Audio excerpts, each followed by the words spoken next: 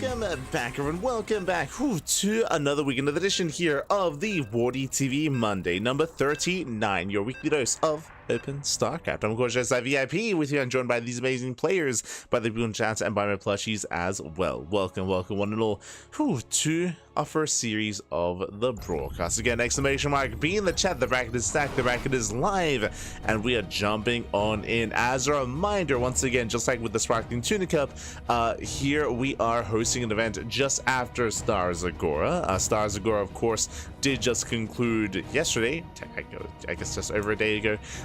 But a lot of players are still traveling, of course, they're still traveling, and there's some players that are missing, and a big reason for that would be because of Stars Agora. But here we go. We'll be going over the bracket momentarily after this series. For now, we're jumping into our first matchup and spawning in the right-hand corner of ley lines. We have the French Protoss player, we have the blue Protoss. It is herO Fire. And spawning in the bottom left-hand corner, we have the red Zerg player. We have a more amateur player. It is Liquid herO. Let's go. Clearly a big herO fan and maybe a Team Liquid or a Clem fan, just melding of the two together here. So, you know, I appreciate it. You know, I'm thought of like DRG Ling. True. I'm thinking of like players like DRG Ling, for example, which also derive their name from Nogue Gu. Here we have Liquid herO as well. I appreciate it. Meanwhile, if you're in the chat, you know what's happening. Is Gamba time. Predictions are open. Place your bets on who you think will claim the series. Of course, herO Fire is a more established player, and Liquid herO is more of an amateur, but we'll see what they have to offer. We'll see how they approach stepping into the ring against a pro player instead. What they bring to the table. Do they try to cheese? Do they try to play macro? Do they try to fake out their opponents? What will be the plan? For now, Hatch Gas Pool, standard opener out of our Zerg player. Meanwhile, herO Fire, of course, trying to force some inefficient mining and settling in back at home, going for a standard opener himself.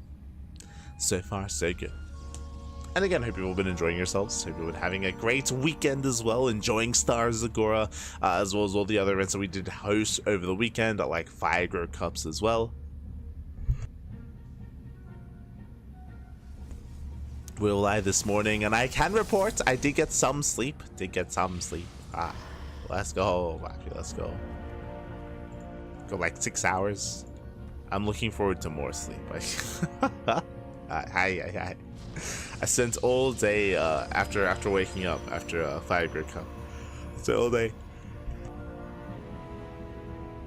just editing GSL VODs, scheduling as many as I could, and we'll be doing that again either right after this or tomorrow. Let's see. Keep on schedule.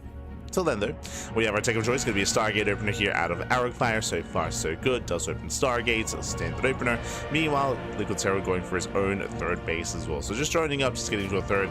Did we skip Lings? Ooh, we skipped Zerglings, by the way, which means that can commit to the shade. Drone's going to be going down, and this is going to be a rough start. It is going to be a rough start here. Unfortunately, did skip Zergling production, so with that, the Adept has more free reign. Two drones going to be going down. A good start already here for herO Fire, and a greedy start here from our Zerg player. Tumor is going to be going down. Now we have two Adepts. They can one-shot drones. One of them will slip in, and once again, drones are going down. A very rough start here for the Zerg player. 3 worker kills. Could have been a little bit more, but we do see herO Fire just playing it safe. Does pull away. Now we have some Link production. Ooh, and a very early Roach Warren. If we commit, never mind. Roach Warren doesn't quite go down. But that is going to be a lot of Lings now to try to make up for that fact and try to keep up with the Adepts. Meanwhile, they're back at home. Adepts say race back home. The third base is being secure. Stargate opener into Oracle. Second Oracle's on the way. Everything's looking normal so far. No spores in the mineral lines. Queen's out of position, which means more drones are going down. And this is, in a way, like a bit of a skill check here. The early Adept and the early Oracle aggression in PvZ is very standard. It's very standard, and it's very by the book. And here, our Zerg player here is having a bit of a hard time keeping up with said opener. So again, punishing the lack of Lings early on, punishing the lack of Spore, punishing the lack of Queens being in position. Still no Spores, by the way, so more damage can still be done. That natural base is looking very exposed. Oh boy. And with this Roach Warren, we might just be forced all in. Do we have 3 queens? Oh, only 3 queens! Yeah, the lack of queens. And this is now critical damage. Even going for the queen itself, going for the workers, just going for a bit of everything. One of the oracles is going to be zoned back. But a very strong start here for Arcfire. And again, it's one of those things where unfortunately, Lings were late, Queen's out of position, Spores are very late as well, and all these things are being punished. Like, Arcfire doing a great job of just punishing every single aspect of this early game, showing how tight your early game defense does need to be at this level of play. And if it isn't up to snuff, then harassment can kill you. Oh boy. As here comes the next wave. We have 2 more oracles. We have 4 more depths.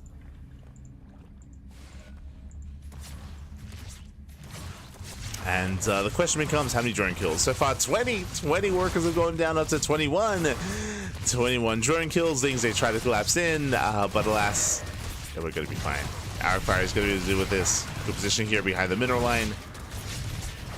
Catching out more Lings, shading into the natural. Queens are out of position. More drones going to be going down. And at this point, this is game-ending damage. I mean, it was already critical damage to begin with, but losing 27 drones like this, it's God, it's brutal. We're not done. Yeah, we're not done. Nowhere close. Losing even more. 16 drone kills. Oracles, they could go back in. And behind this, we do have a standard follow-up going into +1 and Blink, going into a Temple Archives as well, going into a standard follow-up in towards Storm. And soon Arcfire can push. So he can move out. Can soon push across the map. Back at home, unfortunately, Liquid herO is stuck redroning. Like Liquid herO, he has to just redrone, resaturate. I mean, I say that at this point we'd have to go for all in. We'd have to go for an all in, but the problem is that there's not really enough economy to sustain for an all in. Like that's the issue here.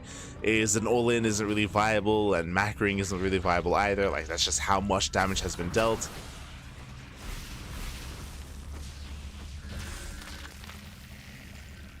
And here we go, the Stalkers are moving in. Nice target firing out of Arcfire. Does focus on all 3 Ravagers. Lings are being dealt with as well. And with that, there's barely an army left. There's a handful of Queens, and they have Transfuse. They can try to hold their own, at least for a time. But the stasis goes off. The Queens are picked apart. We do have some Transfuses here, but overall, Arcfire, he will overwhelm. He'll overwhelm the base, overwhelm the setup. Mineral line is going to fall.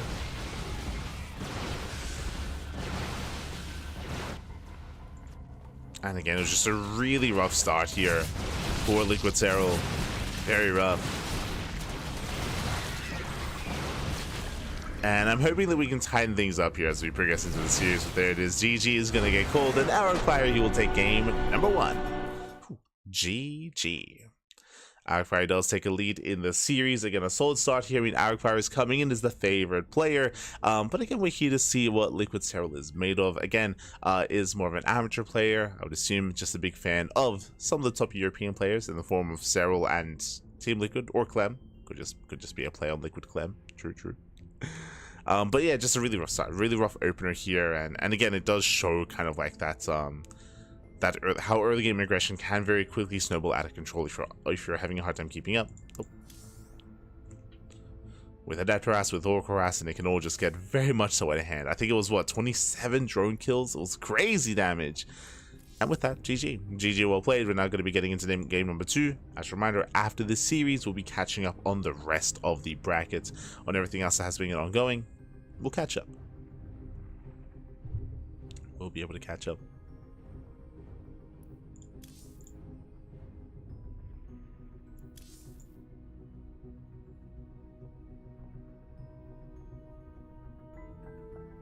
My body's ready. Oh, Este Rowdy. Good to see you, Pappy. Good to see you. The first Quacker as well. Oh my god. Always good to see you. Hope you're doing well. Hope you're doing well. Este Rowdy. Oh.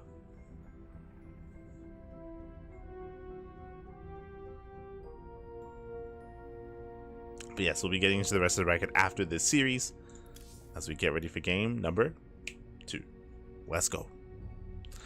I say that, I mean, we just a little bit of downtime here, so you know what? We can catch up for a moment. We can catch up for a moment here. When it comes to the bracket itself, as I mentioned earlier, we are missing some key players, but a big reason for that is a lot of players are still traveling from Stars Agora. Again, Stars Agora was, what, 2 days ago, less than 2 days ago at this point, so a lot of players are still traveling. That's also why last week we were missing players like Geralt, like Clem, like Christiana in some of these other big tournaments, likewise in this, or other weekly tournaments, likewise this tournament as well. But yeah, that's why some of the otherwise more notable, more regular Europeans are not here this week. It's actually very Korean dominant, the bracket I mean. It's very Korean heavy, with a couple of Europeans sprinkled throughout, don't get me wrong, a couple. But it was the same last week as well, or similar last week. I guess from the top we have herO. We have herO as the #1 seed of the tournament, waiting for the winner of Shameless and Grape in the first round. Likewise, we have Lambo. Lambo, he is starting up his series against Creator. Now, if you saw the title of the stream, we were going to be casting Creator versus Hackers Top into Lambo. That was going to be our kind of first series in our line of matches. But Wardy is going to be covering that series instead. So Wardy, he covered Creator versus Hackers Top into Lambo. So Wardy has you there. Because Wardy's going to be covering that series, we did decide to try to hop into a different portion of the bracket instead. So scrolling down, we have Geralt versus Mini Zerg. Winner goes up against MaxPax in the next round. We have Percival versus Roman the Mold. Winner goes up against, well, I mean, Percival does take the series, now up against Classic in the next round. And then we have our series. We have Arcfire versus Liquid Serral moving into Cure. That is going to be our next matchup, is the winner of the series against Cure. Oh boy. Here we go. As I guess Cure is the #2 seed of the tournament. Interesting. I'm a little bit surprised that isn't MaxPax.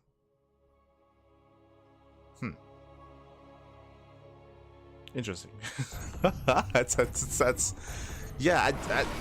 I mean, Cure's been looking good recently. Don't get me wrong, but I'm pretty sure MaxPax has still been outperforming when it comes to weeklies here. So interesting that they've kept herO and MaxPax on the same side of the bracket this week. Okay, fair enough.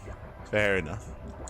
As we're getting into game number 2 this morning, in the bottom left-hand corner of Ultra Love, we have the French Protoss player, the Blue Protoss, leading the series 1-0. It is Arcfire. And spawning in the top right-hand corner, we have the red Zerg player down in the series. We'll see if he can bounce back and force the ace match. It is Liquid Serral. Had to read 3 times. As a reminder, this is not the Serral that you know. This is Liquid Serral, as opposed to the Solid Serral. Oh no, or gaseous Serral. But yes, this is more of an amateur player. Here. Think of like DRG Ling, for those of you that remember from back in the day. We have Dongwei Guru DRG, and then we had a Korean Zerg player take up the mantle of DRG Ling, which was, you know, kind of like in honor or in tribute to DRG. Similar here, where I believe this player is maybe a big fan of Clem and Serral, and his name is also Liquid Serral. So more of an amateur player, just as a heads up.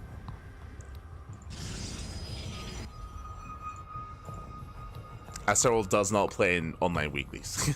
I don't think he's ever played in an online weekly. I mean, I think maybe Serral has played in like 2 ESL Open Cup Europes, maybe. Someone can like double check on that one, but I don't think. Yeah, Serral, he's not one to sign up for the Open Cups. No.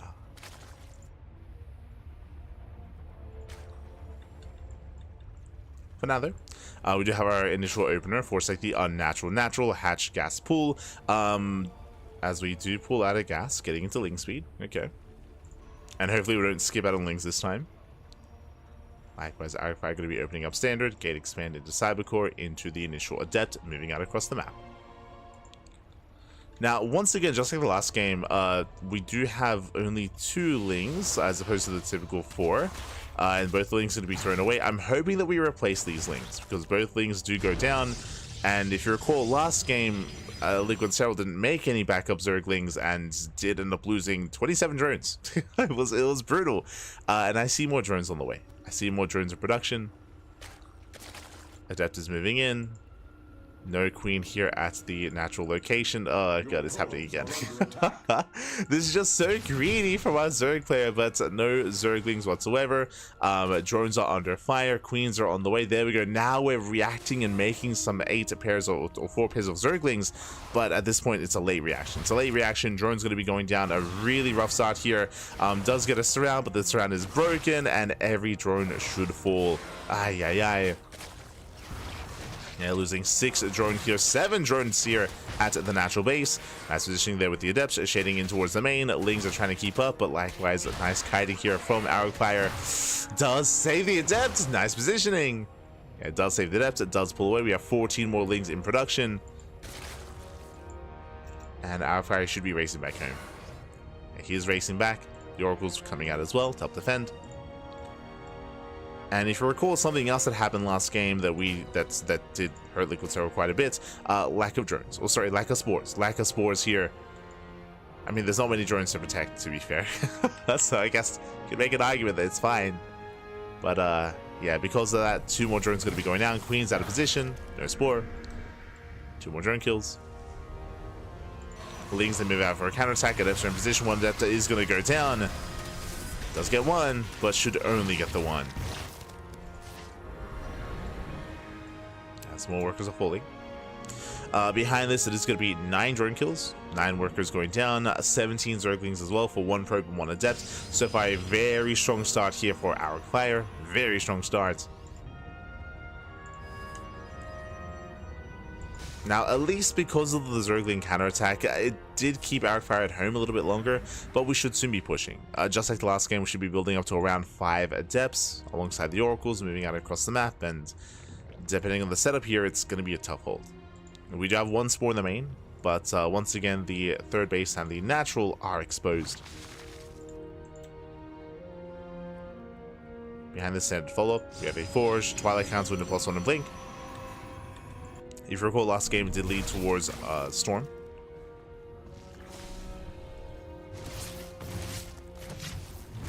This more drones going to be going down. Losing up to 2 more, almost up to 3, but the Oracle's out of energy. Despite that, lost mining time, still some nice damage. Does say 3rd in the shade. How many Zerglings do we have? 7 Zerglings are at the natural. Not in the 3rd, which means more drone kills. Yeah, more drones are going down. Lings, they will clean this up. Not without losing 8 more drones. Oh god. This is becoming critical damage. At this point, we've lost over almost 20 workers. 19 drones have gone down. Again, it is brutal damage. And from here, herO can just safely race back home. Can safely go back home. Can set up.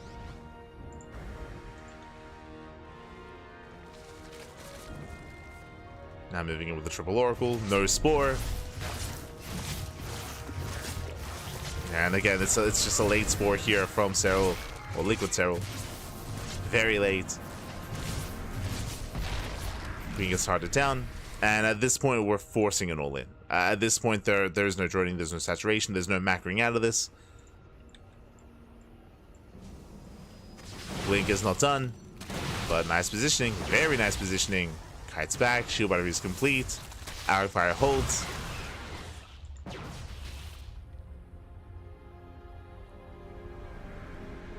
Oh, and Liquid herO is re-droning. Behind this, I believe there is a Roach Warren, but gas income is quite limited here. There's only 1 gas geyser, so can't actually make that many gases at the moment. And here comes herO, moving in for the kill. So again, just a very similar kind of dynamic to game 1, where early Lings were delayed, like Queens not quite in position, Spores were delayed as well. Brutal stasis trap. Oh my god. herO, calm down, baby, calm down. Dives on the army, dives on the Queens. Yeah, and with that herO, he will just overwhelm, he will take down everything. There's barely a standing army. Drones, they cannot escape. Hatchery is going to go down.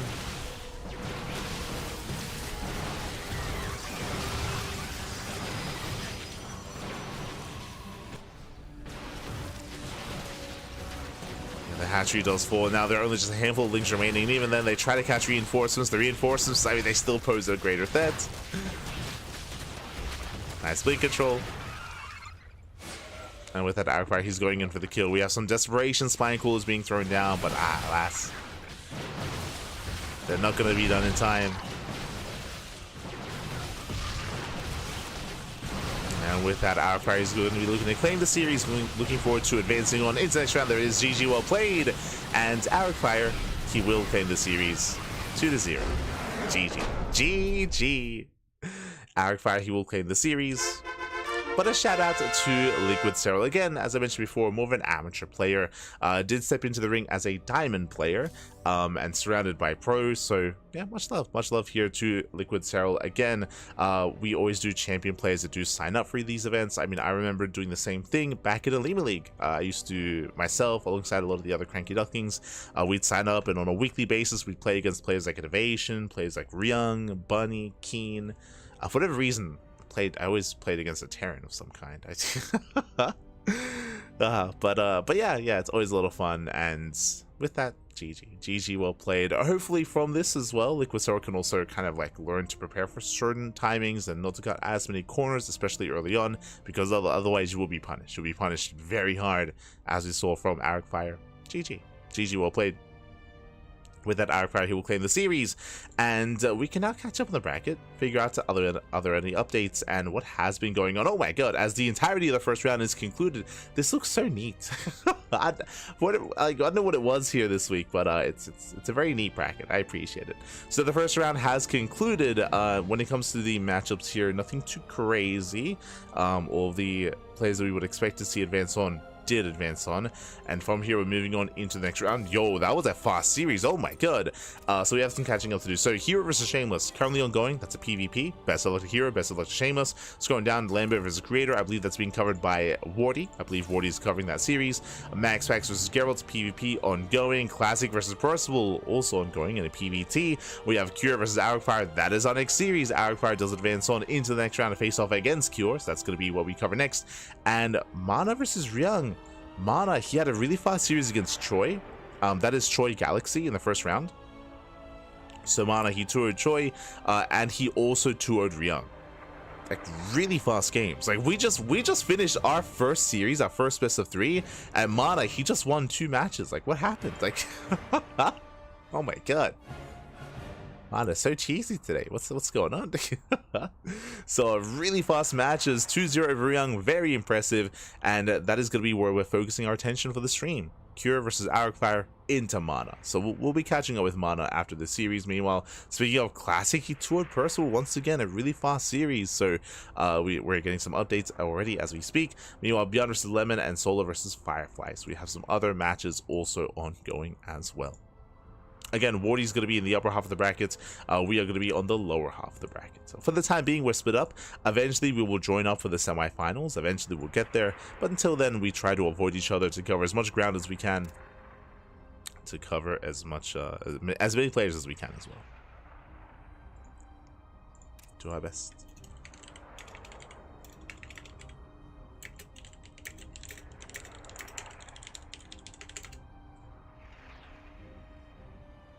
As we message some players and make sure that we are good to go.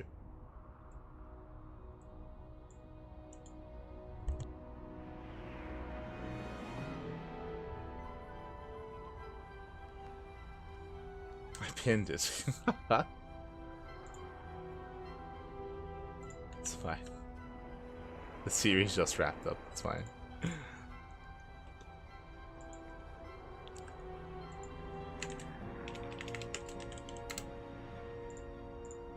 Here we go. We're getting to our next series, getting to our next matchup. Bam. Now one of the other Liquid boys. True. Not Liquid herO, Liquid Cure this time. As we step into the round of 16.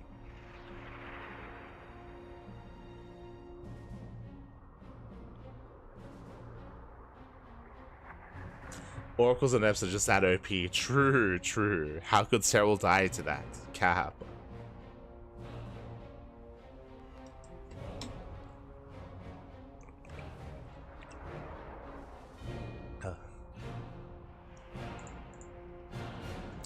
as we are going to be going on a short break. Oh, as ByuN just takes that lemon. So again, we're just getting some live updates here. ByuN takes that lemon 2-0. We're going to be going on a short break. Vetoes are underway, and when we come back, we'll have Arc Fire versus Cure coming at you next. We'll see you soon. We'll see you in a couple of minutes once the vetoes are done with our next series. See you soon.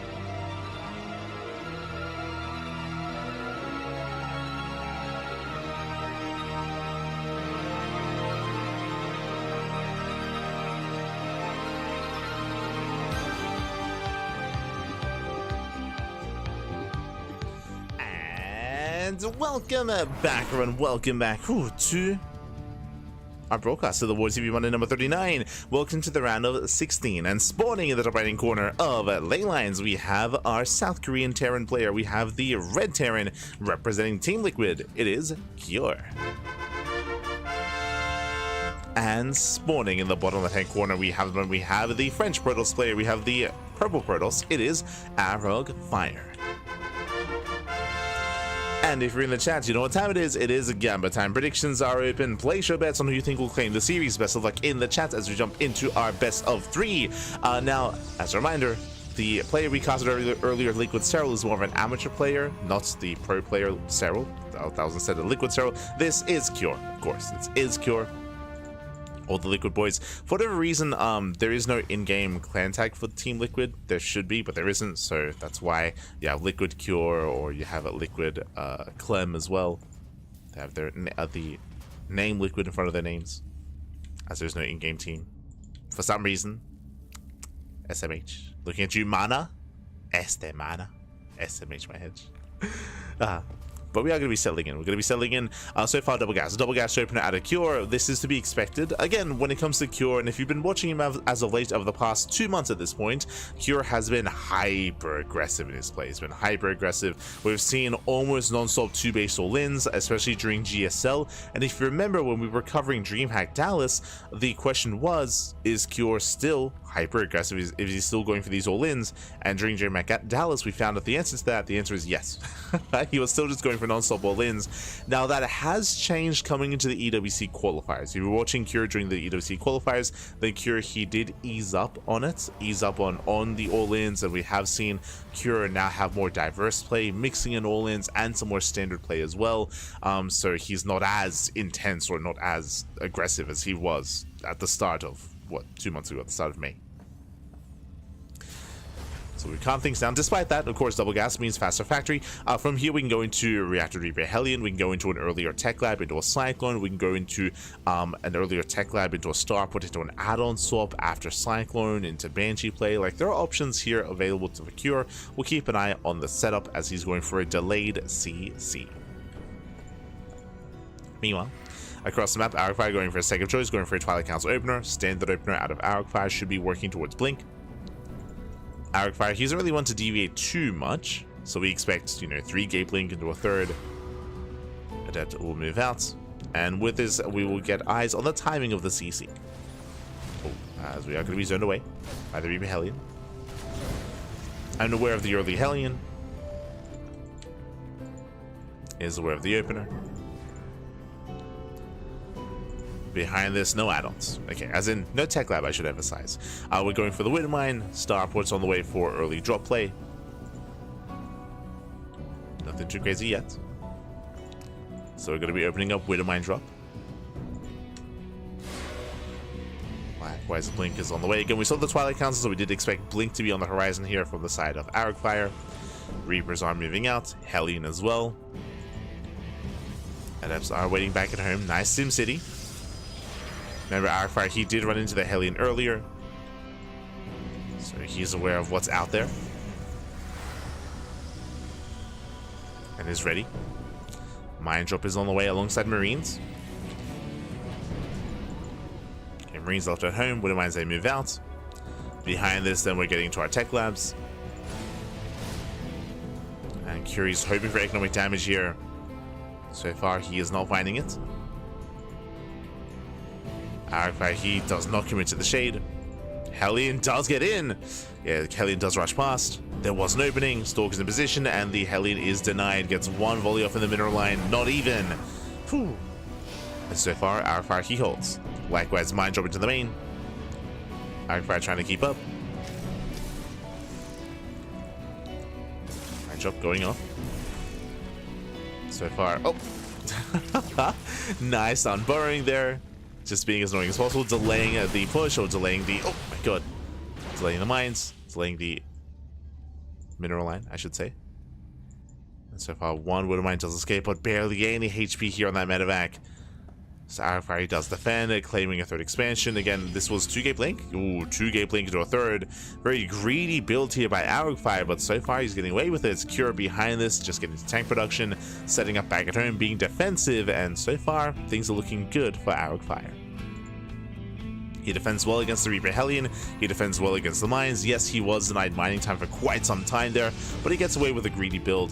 Across the map, he does have map control, of course. He's containing his opponents. I don't really see Arcfire committing here. He shouldn't be trying to break through. He does commit to the shade, though. Gets a couple of SCVs. Yeah, three SCVs. Actually getting a little bit more. Yeah, 6 SCVs do go down for the cost of a Stalker. Oh. Oof. As Arcfire does blink away. Does blink away in time. And from here, we're just getting into the mid game. From here, we're now taking him into charge, +1. We're going for delayed splash damage. This can lead into Storm or into Colossus. Oh, as the Mind Drop comes back in. Late reaction. Oh no! Ooh, late reaction. 5 pro kills. Ay, ay, ay. And the Widow Miner will get away. There's the pickup. Does go back behind the dead space. At the same time, Raven harass here towards the left-hand side. Again, Arcfire, he was distracted. Stalkers pull away, and here he snuck out across the map, but Arcfire is out of position. He's been skipping warp-ins. There's no army. Arcfire, he just went for a gateway explosion. He's not ready for this. There's nothing here. Again, Arcfire, he was relying heavily on these Stalkers to scatter any kind of move out, to delay any kind of push. He didn't see it. Didn't see it coming. Now trying to move in. Oh, he does get on top of the tank. Not bad. Gets one. Gets both tanks. He will clean this up. Yeah, we'll clean this up. Takes down both tanks. Takes down the Marines. And Arcfire holds. Does hold on. Has been losing a lot of probes though. That's 16 probes going down. Ay, ay, ay. Now, there's a bit of a give and take here. On the one hand, has Arcfire lost a lot of workers? Yes, he has. He's lost 16 workers. At the same time, though, Cure did just lose 2 tanks. Ideally, with that tank move out, he wanted to kill the base. You can see the base was getting low. He got rid of all the shields, he got some hull damage, but he failed to kill the expansion. So, killing 16 probes is good, but for the trade of 2 tanks in that bio army, he did want more. Despite that, momentum is still on Cure's side. Yeah, he still has momentum. I mean, he still has a larger army. 3rd TC's on the way. Arcfire, he survives, but he's still playing catch up. Still trying to recover. Observer moves in. Mind Drop once again. Denying mining time. And Arcfire can't afford this. Like he's got to build back up. Bay's on the way, Colossus on the horizon. Observer does spot the move out. This time Arcfire sees it coming. As a reminder, this was missed last time, which is why the defense was so shaky. Okay, moving in. This time Arcfire, he's aware, but even though he knows what's coming, that doesn't mean he can stop it. We go warping in 7 zealots. How good are the mics just going to be? Curious Sims in. Arcfire gets 1 Widowmine. Oof. Shots are going off. Yeah, the base is getting low. Okay, he does want that Nexus. And he's going to get it. Yeah, he's going to get it as well. Brutal pick off. Nexus does go down. The Zealots are cleaned up, and there's just not enough buffer. Not enough Zealots are here. And without Zealots, these Stalkers, they're so vulnerable. They're so exposed. And Cure, he will clean up every Stalker. Yeah, he just cannot fight this head on. And with that Cure, he has broken through. He's broken through, broken the expansion, the mineral line. Boys being pulled. GG gets called, and Cure takes game number 1. Whew. GG. Cure, he does take a lead in the series. Again, Cure, he had just a very strong start with the initial drop play. I say that initially Arcfire, he was keeping up. Remember, he was keeping up with the initial Mind Drop and with the initial Hellion Reaper harass. But if you recall, we spoke about how he missed the move out. He missed the move outs, and not just that, but of course, there was so much damage being done with the Widow Mind Drop coming back in. Likewise, the Raven harass at the natural, and then the push towards the 3rd. Arcfire, he missed it, and he was torn apart. GG. GG, well played. And yes, even though he didn't lose that expansion initially here, he had sustained enough damage where Cure just snowballed out of control. Just got out of hand, got out of control. GG, well played, and with that, we're getting into game number 2, loading into a much more aggressive map, loading into Pylon. Again, here on Pylon, the rush distance by ground is shorter, so shorter rush distance by ground. Likewise, the bases are more exposed as well, so we could see Cure be even more aggressive this time. Did go for a double gas opener, but that led into drop play more than anything. Here, we could commit a little bit harder. That's what we're expecting. Spawning in the bottom right hand corner of Pylon, we have the South Korean Terran player, we have the Red Terran representing Team Liquid. It is Cure. Leading the series 1-0, and spawning in the top left hand corner, we have the purple Protoss player, we have the French Protoss. It is herO.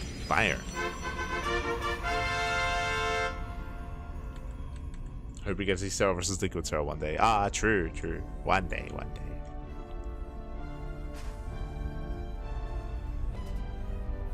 It's like Azura being Zaun fan. True, true.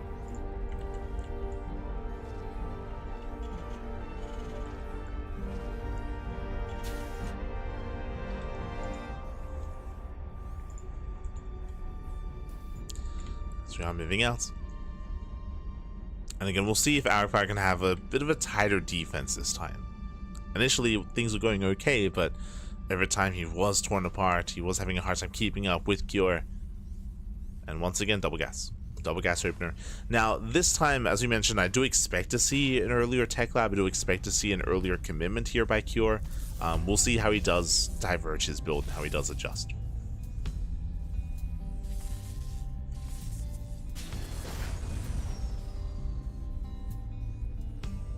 So we're going for that faster factory.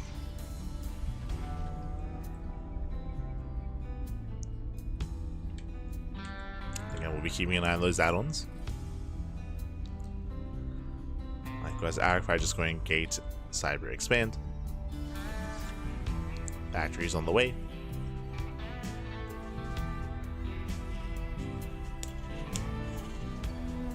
Settling in.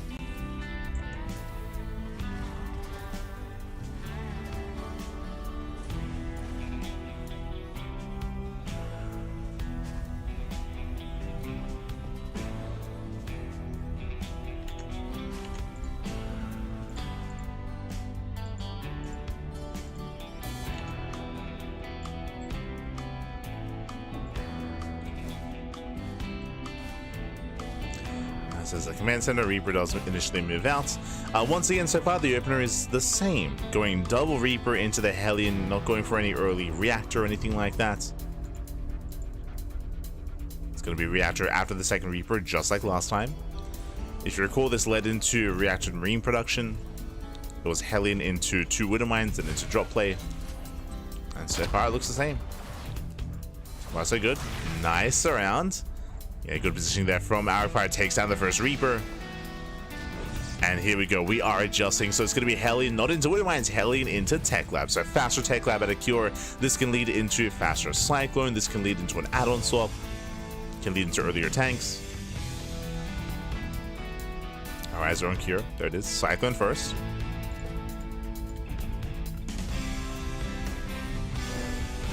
Reaper Hellion into natural. Gets a probe. Gets 1. Gets 2. Oh, gets 3 probes. This is getting a bit out of hand. Yeah, Heli volley goes off. Oh my god, the probes are lighting up. No! Gets another shot off. 5 probes.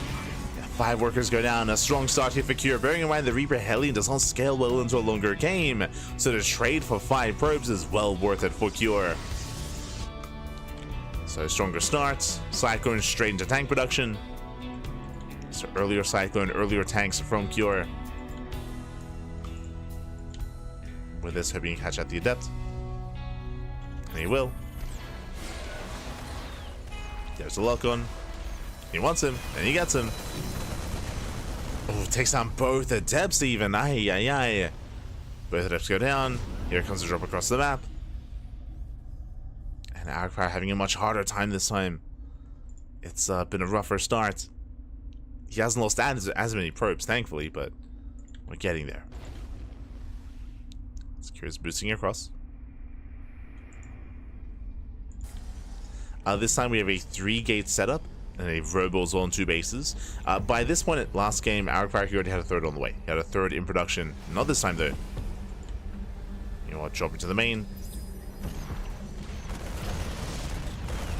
Oh, gets 1 probe. Gets 1 worker and gets the hell out of there. Does pull away. Robo into the War Prison, so would you see Arifire this time is being more aggressive? He's going to move out across the map, he's going to reinforce. Still no 3rd expansion. So much more committed here from Arifire this time. He's moving out. Back at home, we already have 2 tanks. Soon to be 3. Yeah, the tanks are set up. Arifire looking for a way in. We have, what, now 2 tanks here on the low ground. The armies are repositioning. Tanks are on siege. Stalkers, they go for the dive. Yeah, nice catch here. They get 1, they get 2, they might even get all 3. And nice juggling here from Arcfire, takes down 2 tanks so far. The third does survive.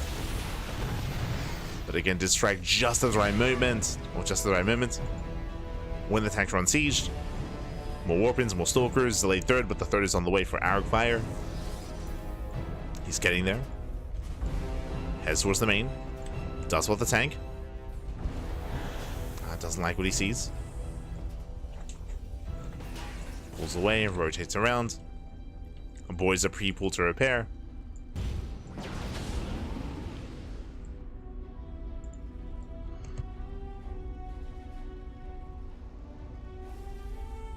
As the Prism does slip into the main. 4 stalkers, they one-shot SCVs. So far, 2 SCVs going down. Stim is not done. It is too early for that. And Arcfire gets 5 SCVs. Not bad. Nice counter damage. At the same time, oh, doesn't quite get enough damage here on the low ground. But at this point, it's all about containing. At this point, just contain the Terran, claim the third, build up towards charge, towards +1. No forge yet. There's that gateway explosion. We're still waiting for charge.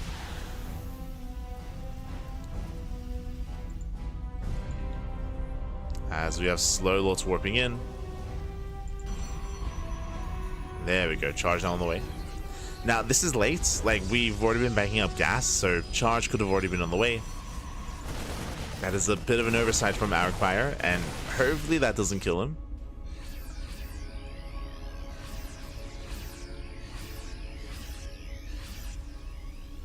Charge is late.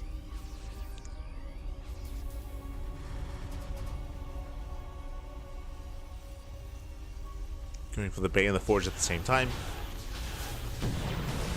Getting another SCV. And so far so good. There's a recall back home.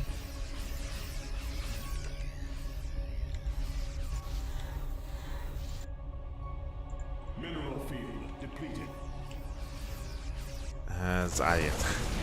So just taking for observers. Observers were sniped earlier. Hallucination does spot the move out, and here we go. Arcfire is getting ready. Is getting ready to charge. Is barely not done yet, but it should be done in time for the fight. Finishing up in 10 seconds.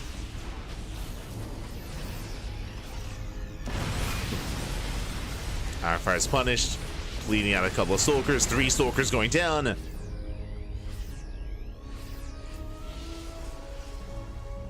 And we're opening up Disruptor, not Colossus. Okay, that's a bold move. Scanning for the 4th. SCV ready.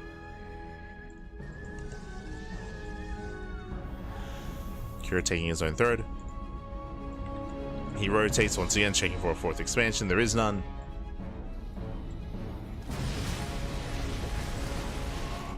As Arcfire, he does have that 1 Disruptor.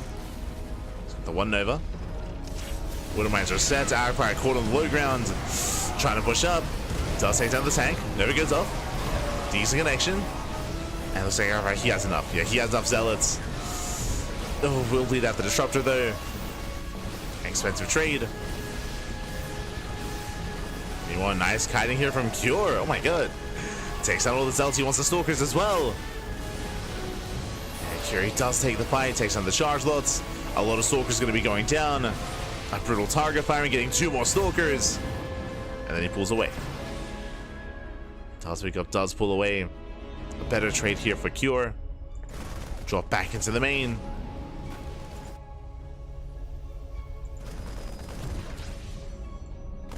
Again, Arcfire just having a hard time keeping up.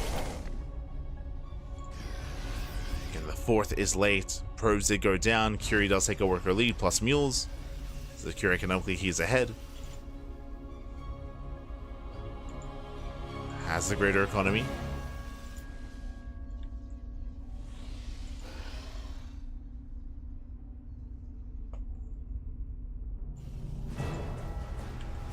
And it's going to be a tough fight here for Aragfire. He just has let out too much.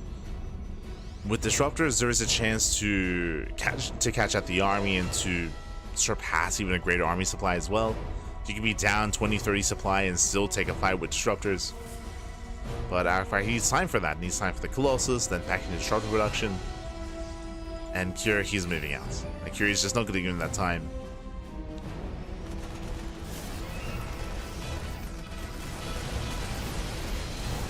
Cure now mixing in those Vikings. Scans at a time, does spot the Colossus. And there's just barely a gateway army here. Yeah, there's just not enough. Vikings now moving in as well. Marauders aced in forward. There's just no support for the Colossus. Yeah, they're on their own. They're on their own. One Colossus goes down to one remaining. The Zelts are holding their own.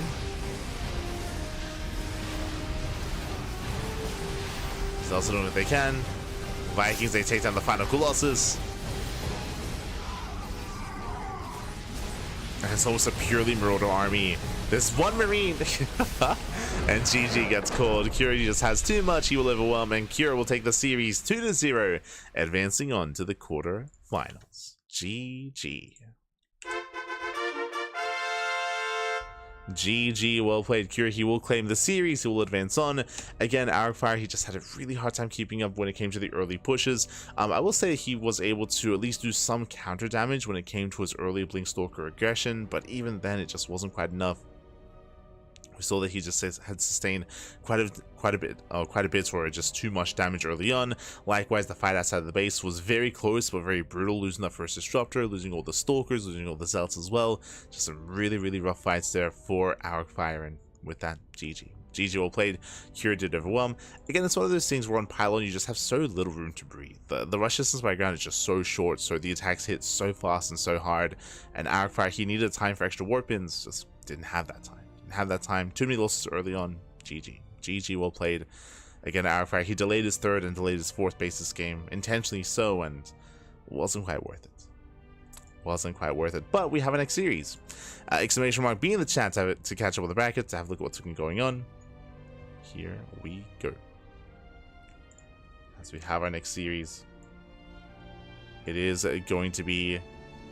Oh my god, as we have a lot of updates, actually, we have herO. herO takes on Shameless 2-0.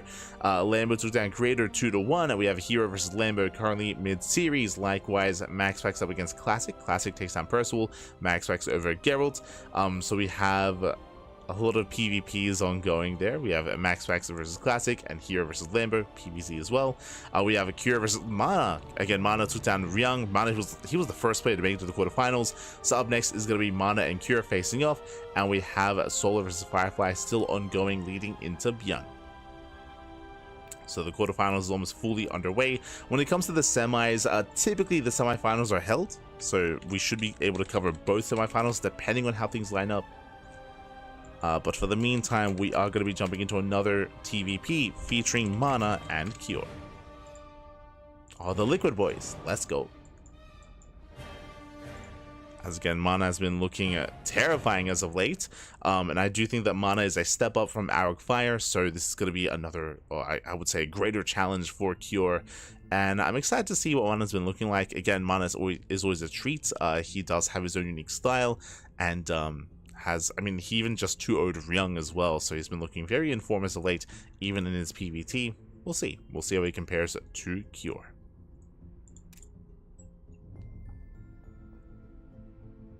As we are going to be going on a short break.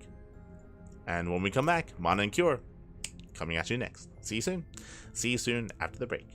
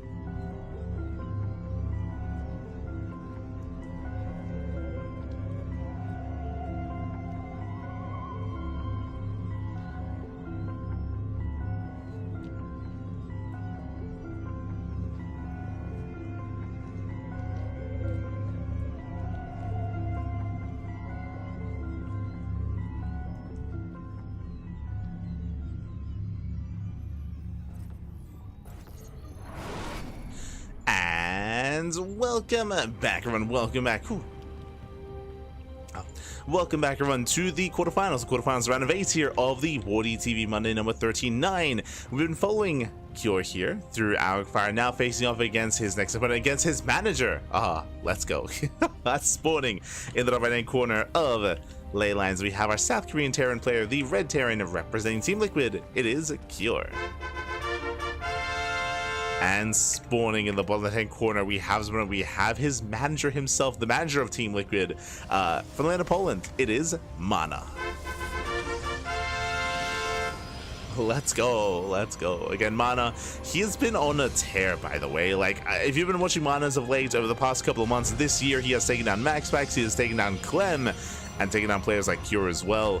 So again, I would say that Mana, he has some really high highs. Like, he spikes up real hard. It's crazy. Like, Mana, he can take down the best players in the world, but maybe not on the most consistent basis. Mana, he does have a more unique style, especially in PvZ, for example. Is very fond of Archon drop openers and Archon drop playstyles. Here in PvT, we'll see. We'll see, as so far he does go for a scout. Does check for the proxy location, making sure that everything's okay. Back at home, double gas opener, add a Cure. And if you're in the chat, before I get ahead of myself, it's Gamba time. Predictions are open. Place your bets on who you think will claim the series. Best of luck in the chat. Time to find out if Cure gets paid this month. Exactly. He's here to deny his players their salary. Oh my god. Oh no. You're out here thinking, why does Clem play in all the weeklies? It's because of Mana. Mana, he just keeps denying him the salary every time. Oh no. He has to play in the weeklies. Smooch.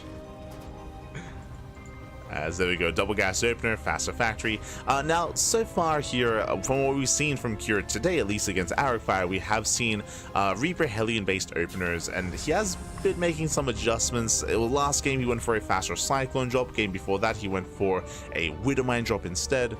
So again, you can be quite diverse with this opener. We'll see where it leads us.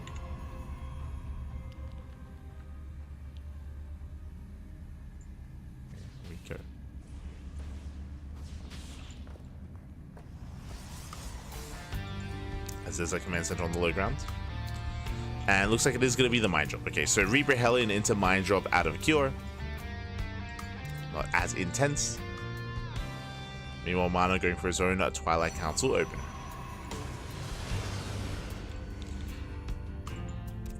Likewise does make the initial sentry, going for the hallucination across the map, trying to get what's going on. Double Reaper into the main. So far the wall is solid.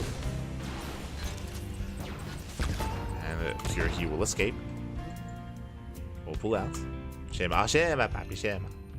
Is the Monday Night Weekly today? That I'm not certain of. Again, Monday Night Weekly is at times, sometimes a little bit irregular. It depends on their support on Ko-Fi. So if you want to help support the Monday Night Weeklies, then Ko-Fi is the place to be. But sometimes they miss a week. Sometimes.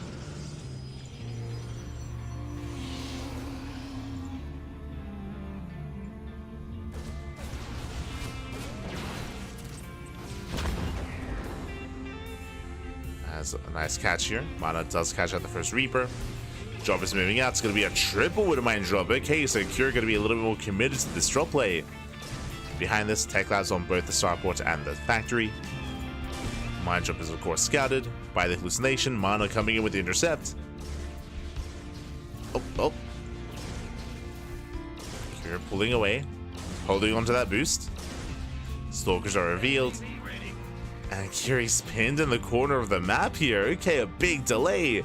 At the same time, Reaper did try to dive into the main, but alas, Mana did deflect. Medevac is moving in. The Medevac should be able to boost past. Should be able to.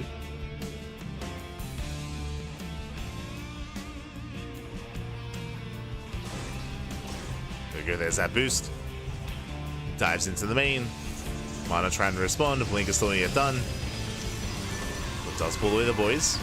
Waits out a mine shot. Waits out one. Widowmine does escape. Nice save. Saves two.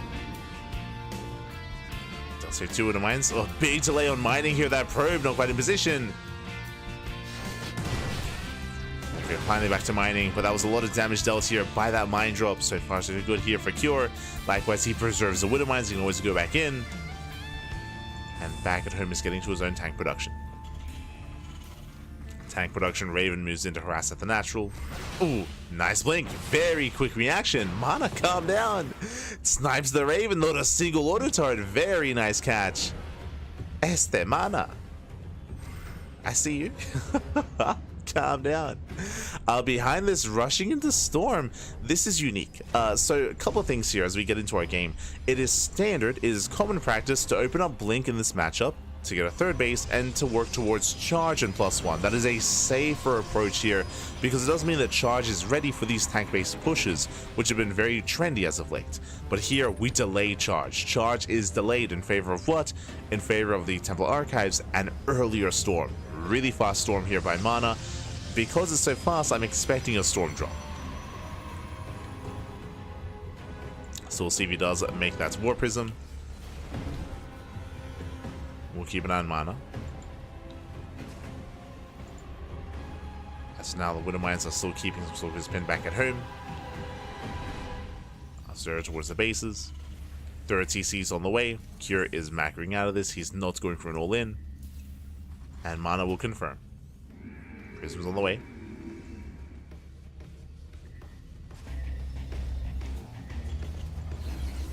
He's working on that War Prism. Speaking of, warping in more Head Templar. Storm is ready. Just waiting for that Prism.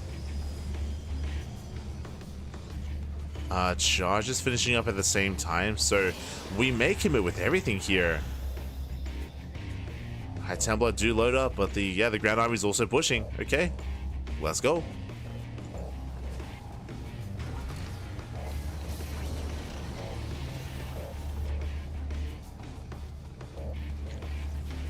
Observer does spot the main army.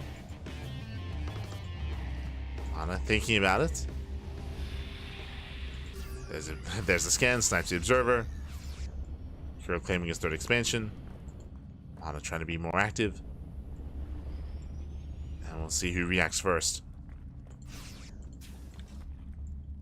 Both armies passing by each other.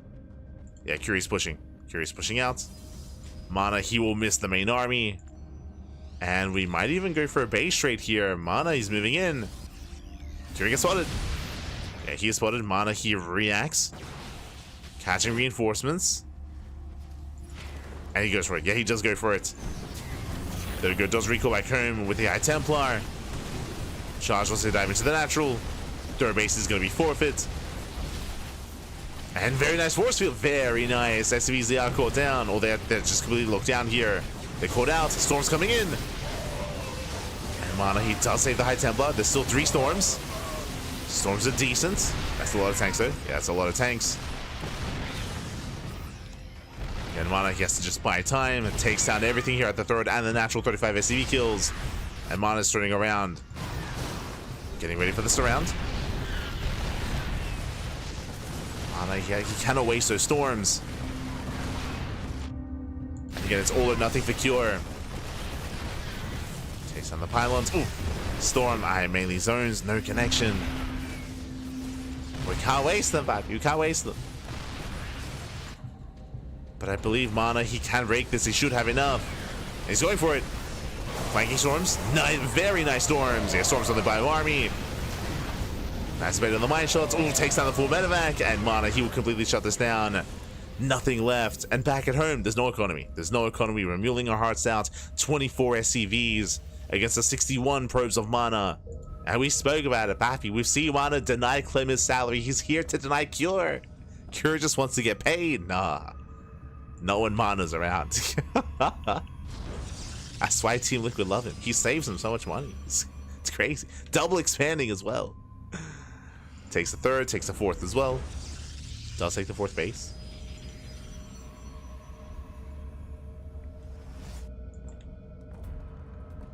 Does take the fourth. And Shanks does confirm that the third is being retaken. Does confirm there's no saturation as well.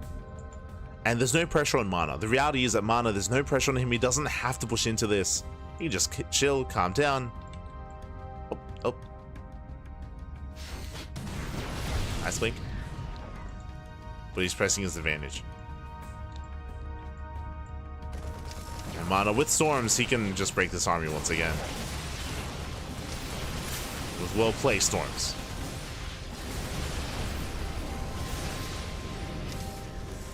Mana pulling away. So just getting his bases back up and running.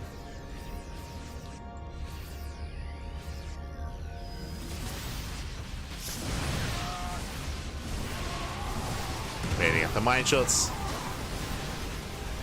Zoning Storm. There's still 2 Storms remaining. And better Storm here on the main army. Not bad. Another Storm once again. Softening up the ByuN. Oh! Nice save. Saves the Templar. Does save the Immortal. Has to back off. The army is quite intimidating. That's a lot of Storms. Yeah, Storms are coming in. Oh my god. The Storms are brutal. They're insane. And Meadows being targeted as well. GG gets called, and Mana, he will take game number 1. Whew. GG. GG well played again, Mana, with a solid start to the game, a solid defense early on, which led into a sort of base trade where both armies, they passed by each other. Mana, he was able to annihilate the mineral lines at both the third and the natural expansion, and we saw that Cure was not able to deal anywhere near as much damage. Mana, he was so quick to pull and save his probe, so he was able to evacuate the third base, and he recalled back the High Templars, which was just a buy time, just to zone back Cure. And just buy enough time for Mana to race back home and set up that surround. So really nice setup there from Mana. Cure caught with his pants down. The pants were down, Bobby. They were down. And with that, Mana does take a lead. Let's go.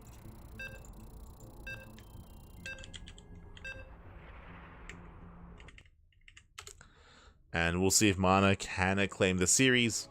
We'll see if Cure can force the ace match. Here we go.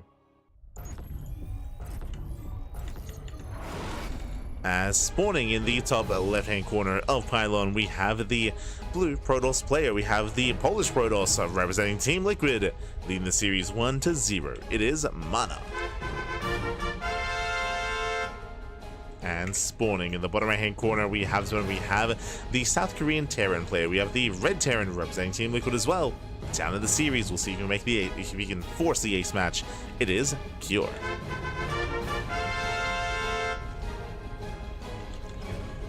Go.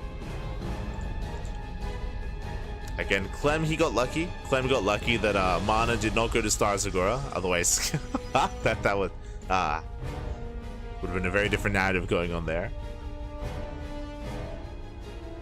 Cure drawing the short end of the stick, having to face off against Mana in the quarterfinals. And again, I'm hoping that we can bring it here to the ace match. I'm hoping for some more games. SV does sneak out across the map and coming in for the eBay block. Does move in. We'll block the natural.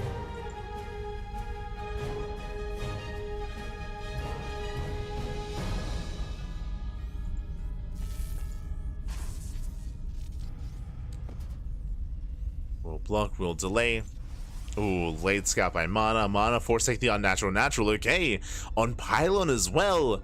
Cure, we can double down. We can double down here on Pylon, as Mana is going to be more exposed.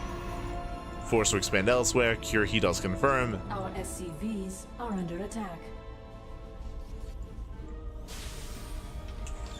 And we'll see if Cure follows this up with the Hellions.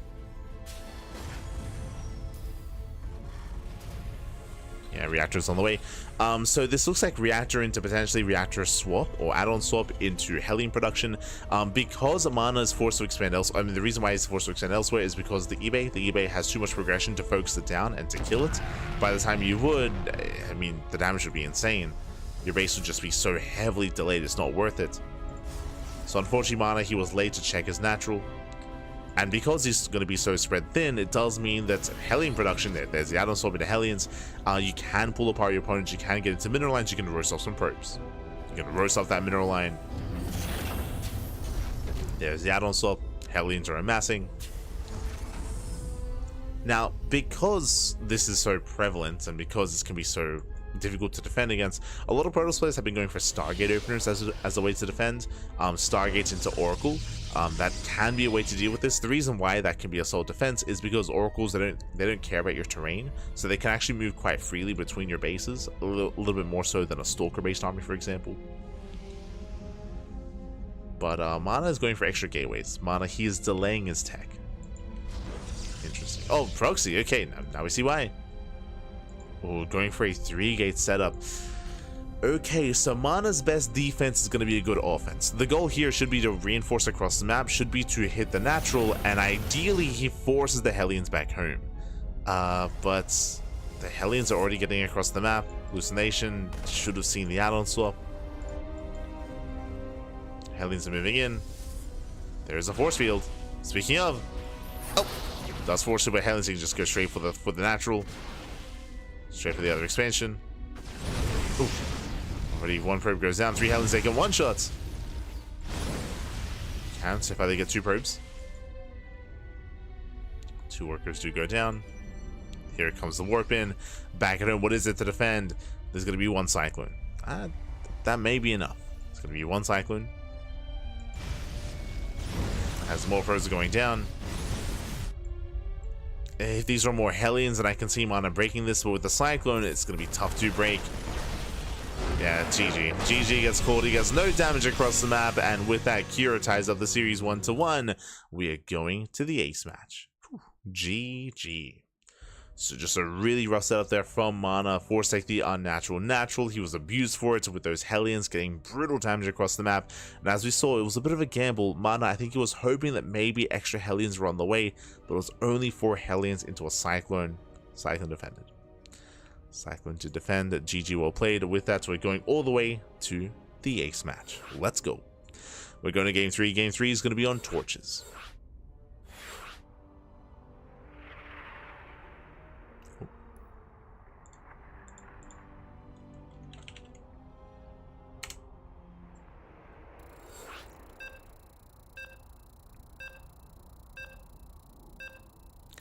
Here we go. Speaking of small maps, once again, loading into Torches. Torches is another one of these smaller maps in the map pool, known for aggression, known for all-ins. Oh boy. And we'll see if, or how our players will approach this. Now, I don't expect to see Cure go for another eBay block. I feel like Mana should be a lot more on top of that. As spawning in the bottom right-hand corner of Torches, we have the Polish Protoss player. We have the blue Protoss representing Team Liquid, being forced into the ace match. We'll see if we can bring it back. It is Mana. And spawning in the top right-hand corner, we have the South Korean Terran player. We have the red Terran representing Team Liquid, fighting back and bringing us here to game 3. Momentum is on his side. It is a Cure. This time Mana setting up on the low ground. I mean, there's nothing to set up in the main. Now welcome to Torches. Torches has some unique quirky setups here. As you can see, there's no Reaper Cliff coming into the main base. So because of that, I mean, typically in a standard or on a standard map, you'd actually have your first pylon and first gateway to block off the Reaper Cliff. Because there is none, we're setting up on the low ground. That does mean that if an SCV were to come off the ramp, this time there would be a pylon here to scout for an eBay block, so we could see Mana react much faster to it, so Curie doesn't even bother with the attempted eBay block. So what we saw in the last game won't factor into this. At least not when it comes to the block and when it comes to the unnatural natural. Meanwhile, Probe Scout does confirm double gas, does confirm faster factory. But we'll see where Cure takes us from here.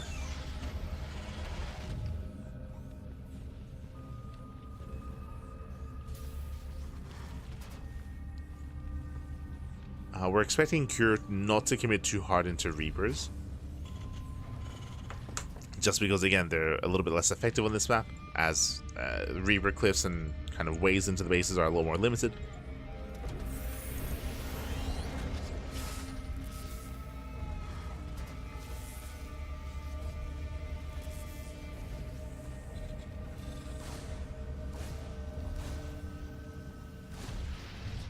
there it is. So only a single Reaper. So one Reaper, bam, straight into the reactor. From here, we can go into an add-on swap, or we can go Reactor to Reaper Hellion, which I wouldn't be too fond of on this map. Wouldn't be too fond of it.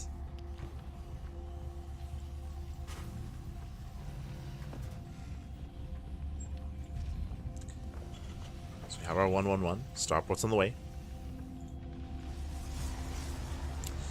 Factory does rush into the tech lab, so tech lab first, no Hellion. And this should just be Reactor to Marine. So Marines, Cyclone. Reaper breaks in, Reaper is denied.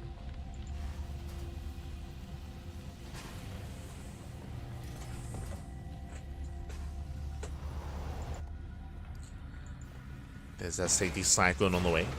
Now this can lead into a Cyclone drop early on. Reaper does head into the main. Somehow did sneak in. Yeah, that should not have happened. Getting one probe kill so far. Getting two. Oh, two workers do go down. At the same time, stalkers are across the map. They're not home to defend. Boys are being pulled. Cyclone will arrive, and with that, Cure will hold. If the CC was on low ground, then these stalkers would have denied it, or would have delayed it at least, but the CC was safe in the main. Reaper is still alive, gets a third probe. Oh, this is brutal damage.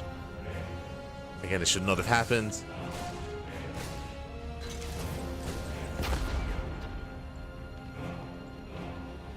Three probes and only three. Meanwhile, here comes that Cyclone drop. Tank production has begun.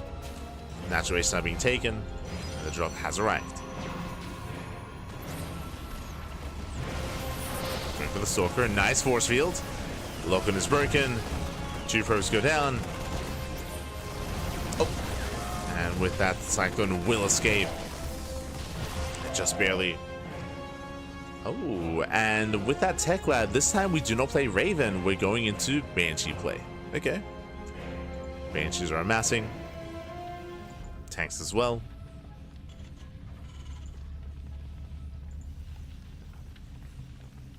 Again, there's a lot of potential for damage here, and so far, Kira's had a solid start.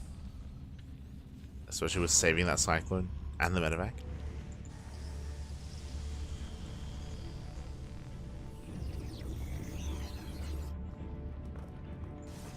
Mana going for his third.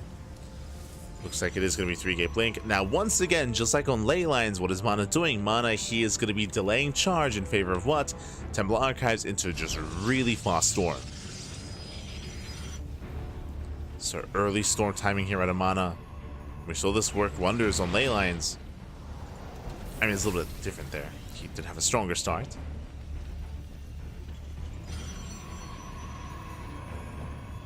Once again, rushing into storm. Cure for now just turtling up. Building up into bases. Mana checking for a third.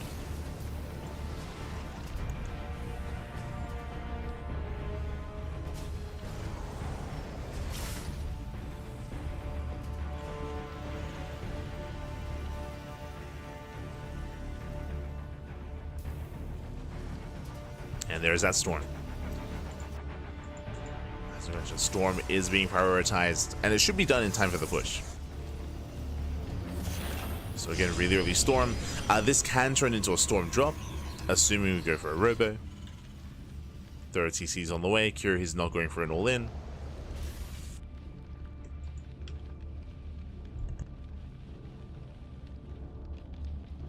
Which means, again, Mana should get away with that storm. I don't see Mana trying to break the natural base itself, but I can see Cure having a hard time expanding and getting a third.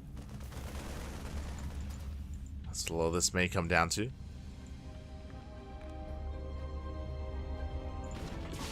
As the Banshee has arrived.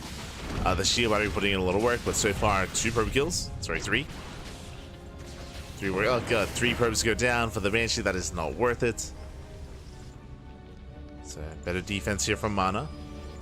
Takes down the Banshee. Cure taking up into Ghost on 2 bases. Still just waiting for his third. Drop does sneak out. Mana did miss it.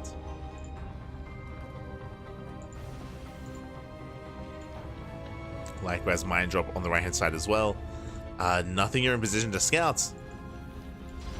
And nothing in position. We'll see if mana can keep up.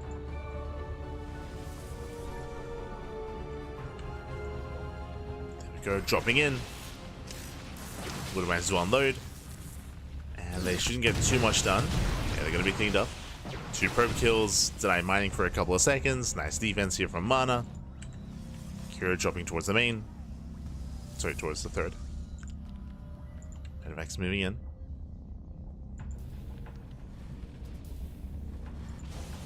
Oh my god. That's a bit of an extensive way to deal with that medevac. Medevac does survive. And Storm just got revealed as well. Bear that in mind. So he's aware the Storm is done. He's setting up defensively back at home. Nice Storm. Oh my god, he sends in the Storms. Yeah, very nice cleanup. Drop goes down. But this time hero's taking more defensive stance. Now, if you remember, when the last time Mana went for this build on ley lines, hero was more active. He had built up his army, he had pushed across the map, and then we end up in that weird base trade. This time, hero, he has the faster Ghost Academy. This time, he has Ghost Production. This time, he will have EMPs. EMPs, they will be available. And again, is being more defensive, waiting for Mana to push into him. Speaking of, Mana is pushing, does get a 4th, but his main army does move out. And on the one hand, this area is open and is a little bit more accessible. We have a minefield though that tanks behind this. EMPs are available as well. I don't see Mana breaking this position. I'm going to be concerned if he tries. I mean, there is a chance, especially if the mine shots are a little bit lackluster. But yeah, Mana, he spots the position. He spots the setup. He sees it, warps in more zealots. Ideally, Mana wants herO to push into him, not the other way around. Okay, links into the natural. Let's get some feedback to it. One definitely goes down. Stalkers as well. Yeah, this is a better trade for herO. Much better trade for the Terran.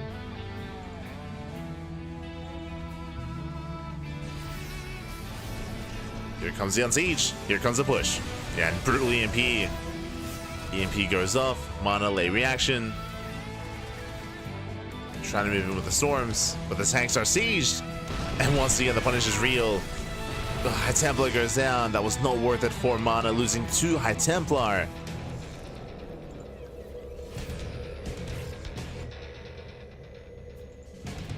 Mana getting caught out.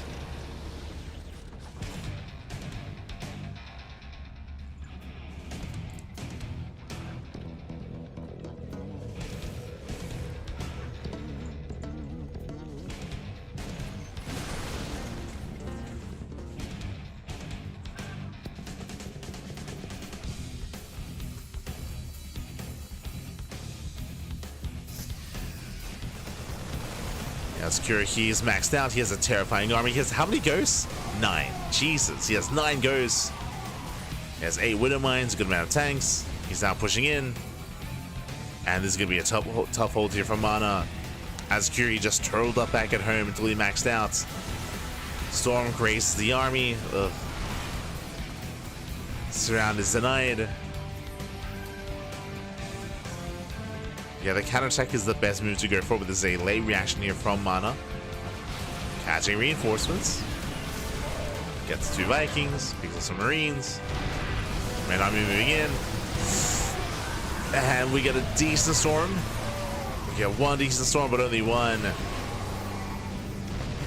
Mana has to pull away. Oh no! Oof. He's out the High Templar. Mana's turning back around. Another EMP. EMPs are insane, but a lot of ghosts are going down. And still a bit of engage here out of Mana. He does get on top of the ghosts. And he will barely try to get on top of the Marauders. Yeah, rough positioning. Very rough.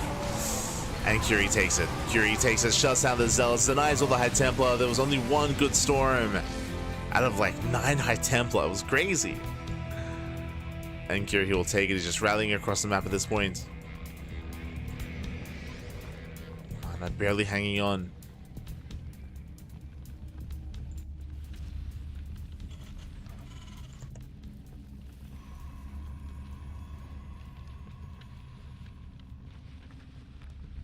The Colossus can change some things. I don't know, man. I was gonna say the Viking count is low, and it is low. There's only 4 Vikings, and currently there's no Viking production. We have medics instead.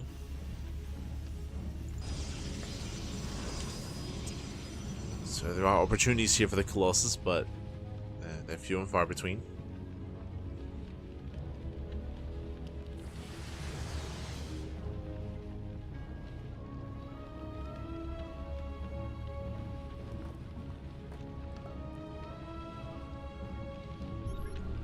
As Kira, he is remaxing once again.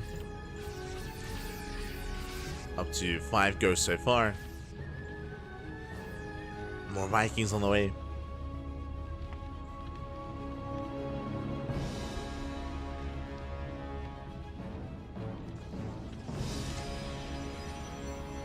And he is moving in.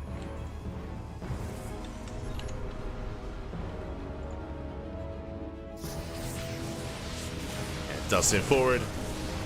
There are some storms waiting, but so far the EMPs have been sold for cure. That's why there's been barely any storms.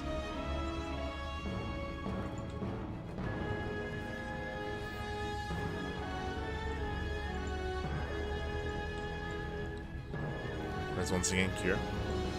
Just setting up. Now Mana, he is maxed out himself, but again, one is not quite like the other.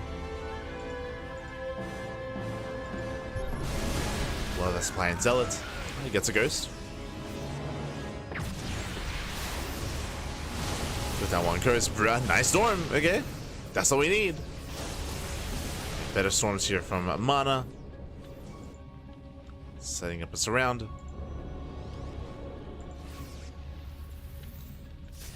Oh, as close as it's exposed. Storm is coming in. Juicy connection. Yeah, very nice answer with the storm. More storms coming in. Better fight here for Mana. Much better fight. And Kira getting hold of his pants down. Mana, such patient play here from him. Just waiting for the best fight possible. Waiting for that opportune moment. Down to 0 High Templar, 0 storm. Is a concern.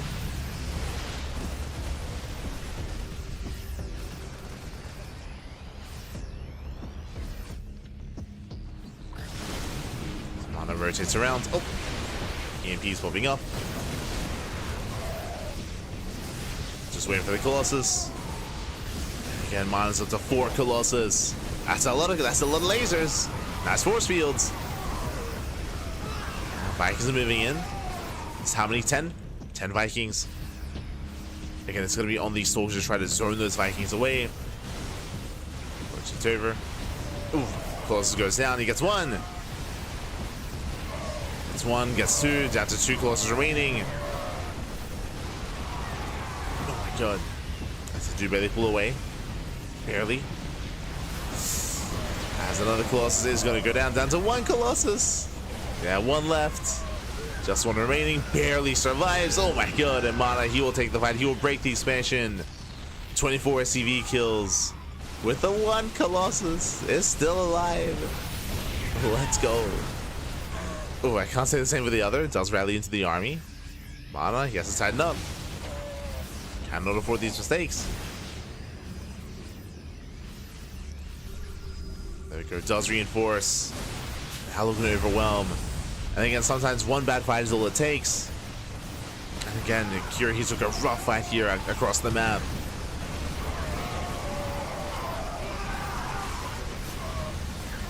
From the Mana, he has done it, warping into the mineral line.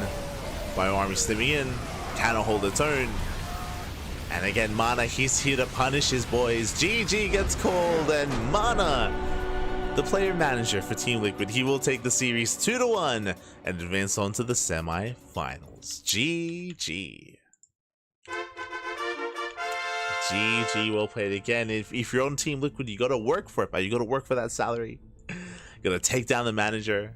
Clem's been having a hard time. Cure as well. Mana looking like a beast as of late. GG, well played. Mana does claim the series 2-1, and Mana he will claim it. He will advance on to the semifinals. Cure he is going to be knocked out of the tournament, and we do have some updates to catch up on. We have to figure out where we are and where we are headed. What's been going on? Where exactly are we? Okay. As we switch on over, and here we go. We have a herO. herO took down Lambo 2-0. MaxPax took down Classic, and we have herO versus MaxPax in the upper semifinals. I believe that should be casted by Wardy. I'd have to double check though. Yes, they're in the ace match. Oh my god, Jesus. So herO and MaxPax, they're currently in the ace match. They're currently in game 3. So we will not be able to cover that series. Instead, we are waiting for ByuN and Firefly when it goes up against Mana in the semifinals. Oh boy. Here we go. The manager strikes back. Yes, yes. The manager. Ah. So in chat, did they cancel Monday Night Weeklies? Kuro already responded, but to those that maybe don't see the response in our Twitch chat, Monday Night Weeklies are specifically the European version of this in a way. They are the European weekly tournaments, Open Cup I should say, or they're the weekly open tournaments, but asterisks on the phrase weekly because they are crowdfunded. So again, big shout out to those working behind the scenes on the Monday Night Weeklies, but it is a crowdfunded tournament, crowdfunded via Ko-Fi. Ko-Fi is like Patreon. It's like another competitor to Patreon, where you can support an event and you can of course pledge an amount. And the way that their Ko-Fi works is that they don't run the event unless they meet their goal. And I believe support has been waning for the Monday Night Weeklies. So if you want to help support them, you can do so via Ko-Fi.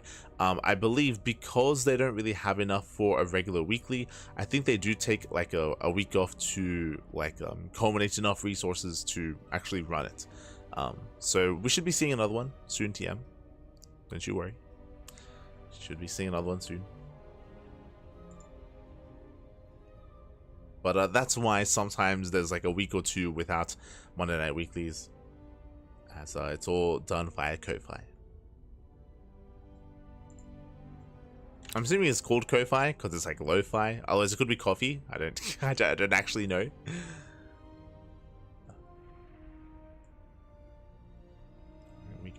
Switching to Colossus helped. I mean, typically you don't want to rely on one form of splash damage. You want a combination of both. I think what's important about that last game, if you recall, the initial High Templar were lackluster. They were being bullied so hard by the EMPs and by the ghosts. But towards the end, we did see some really juicy storms. Like, we saw some, I want to say like 2, 3, 4 storms that connected very well with the army, which Mana was struggling with early on, but was actually, you know, excelling with later on as well. The Colossus, yes, they had their part as well. They did have their part. They eventually almost all went down, but again, some better fights there, better trades from Mana. Both players, of course, maxed out. It came down to their army control, and Mana did pop off. GG, well played. And again, with that, Mana, we're still waiting for his next series. So we're going to be going on a short break. We're going to be waiting for ByuN versus Firefly to wrap up. We'll be waiting for it to wrap up, and then we'll follow that into Mana. As again, herO and MaxPax are in the ace match, so we will not be able to catch that series. Which means we're kind of nearing the end of the broadcast. We have 2 series left. We have Mana's next match in the semis, and then we have the grand finals thereafter. That is the plan. That is the plan. Until then, we're going to be going on a short break, and when we come back, we'll have our next series. We'll have our semis. See you then. See you then. See you then.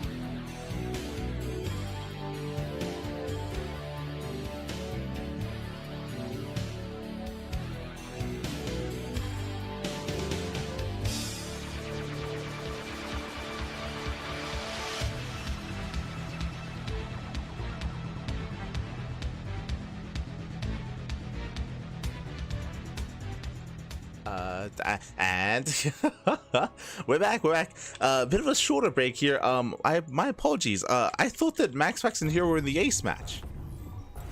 Apparently they're not. No, wait. Wardy, he's in, right?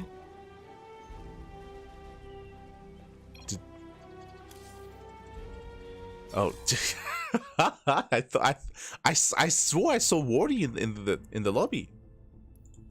Am I crazy? I guess not. Okay.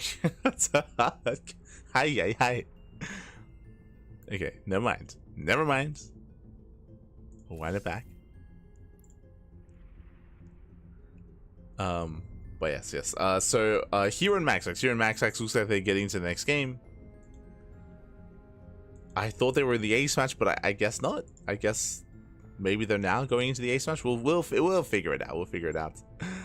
Fun fact: we all left that game, and I think they just continued.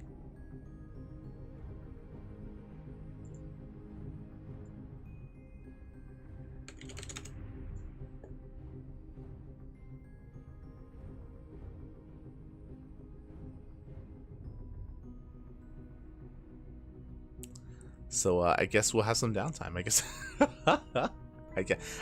we'll have some downtime here, waiting for the next series.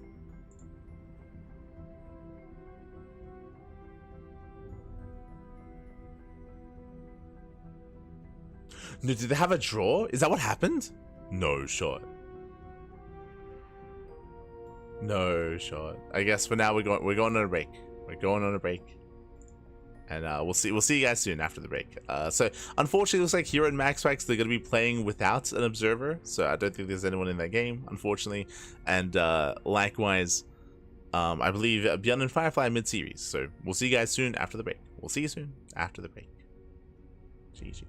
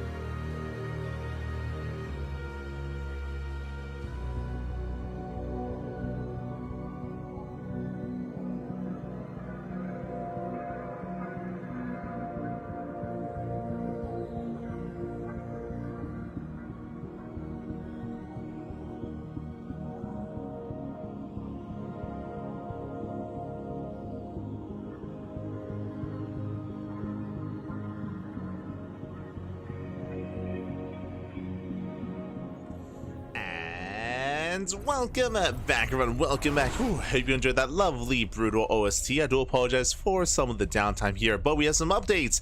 First things first, that is, we have confirmation. We have our first finalist, herO. herO just took down MaxPax 2-1, and herO is waiting in the grand finals for the winner of this series. Of course, speaking of, in the quarterfinals, Firefly did go down to our Terran player here. And spawning in the bottom right hand corner of Pylon, we have the South Korean Terran player. We have the blue Terran representing Rebellion. It is ByuN.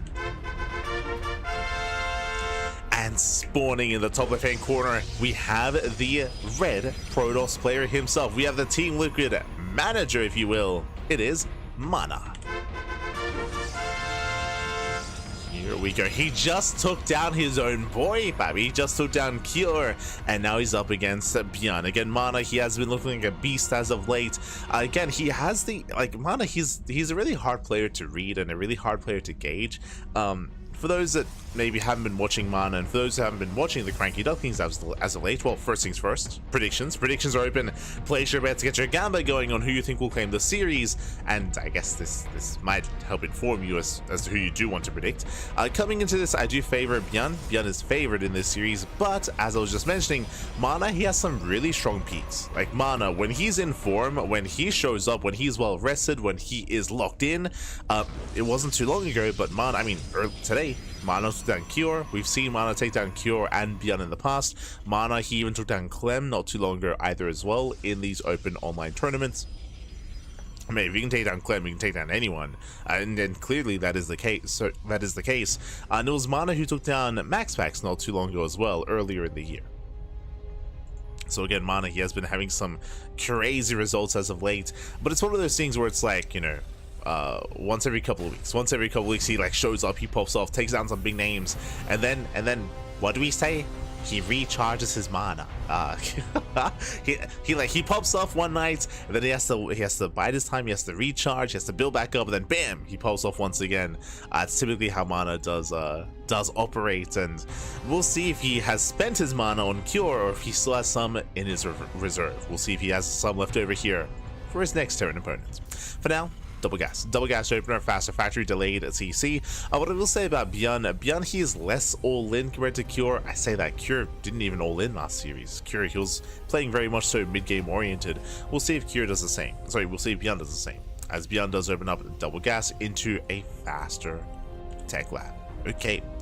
So Reaper across the map does poke in. We do see the tech lab is already done, going reactor marine straight into Cyclone production. From here, this should lead into a starport, as Reaper's looking for another way in, and will make his way into the main. It is going to be a Twilight Council opener out of Mana. Twilight Council into Blink. He should stock up on some blue pots. Ah, no. Someone get him a... Oh god, what's it called? Oh god, I've forgotten my WoW terminology. Innovate? Is it innovate? Is that it? No shot. What's the...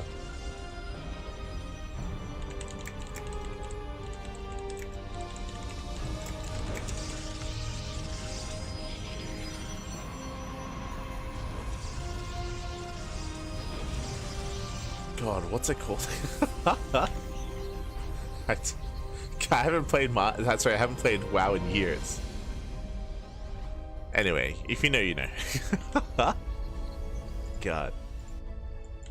Is it innovate? Yeah. There you go. God, it's been too long.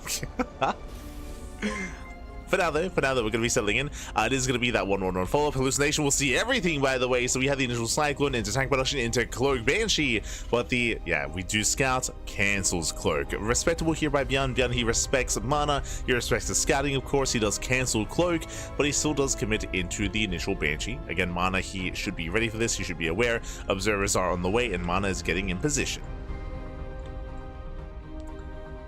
Meanwhile, yo, I shout to Slow Joe in the chat. God, thank you so much. Thank you so much for the $33.90 here. Thank you so much for the donation. The tippity tip.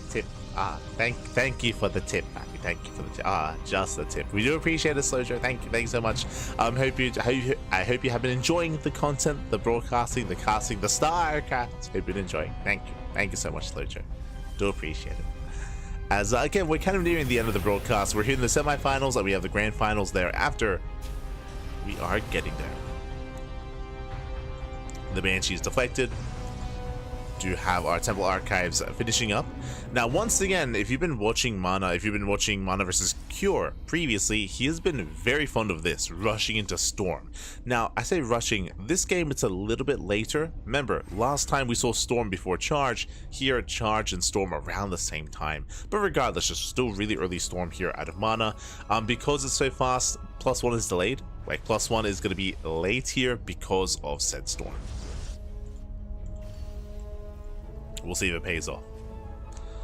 Meanwhile, the Banshee so far hasn't dealt any damage. ByuN is still building up his forces back at home. Third TC is on the way. And ByuN, he is going to be stuck at home for the near future. Basically, ByuN should not push without his upgrades. We're waiting for Stim, Combat Shields, waiting for all of this to kick in. Ideally, he didn't want to be aggressive with either Drop Play or Banshees, but the Banshee was scouted and the Banshee has done 0 damage. Yeah, 0 kills so far on the Banshee. Ay. Mana's been all over this. Storm is about to finish. Likewise, +1 has now begun.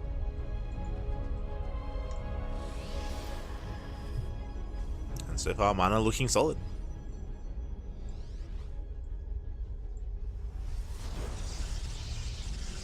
Looking solid.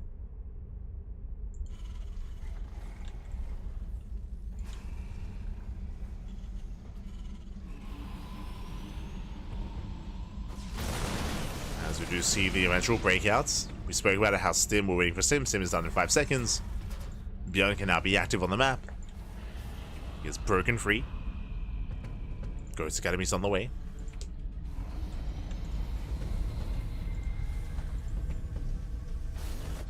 See Mana getting position. Now the goal for Mana should not be to break into the natural, should be to break the third. And ideally, he wait for ByuN to expose himself, wait for ByuN to branch out, try to take the third base, spread himself thin in between the bases, and then bam, Mana can strike.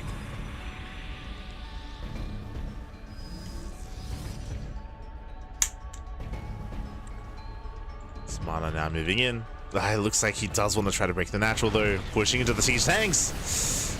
Yeah, ByuN, he's set up for this. Mindshot's going off, Storm on the Marines. Decent spread.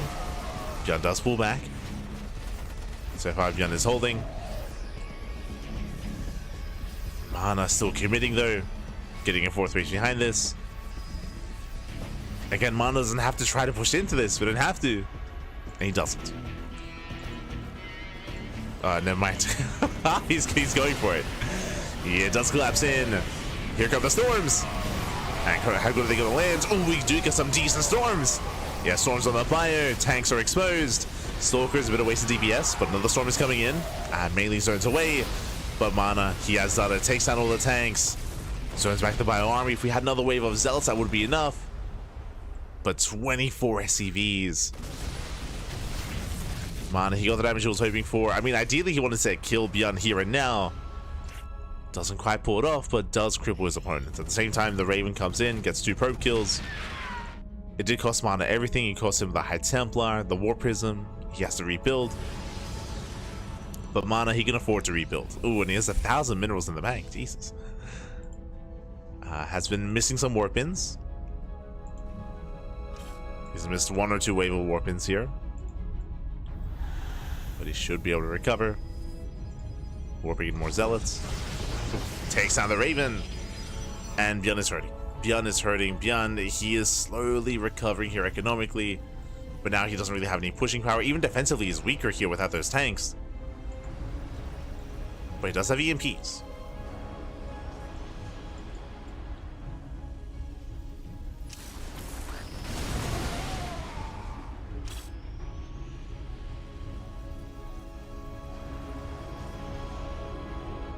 There we go.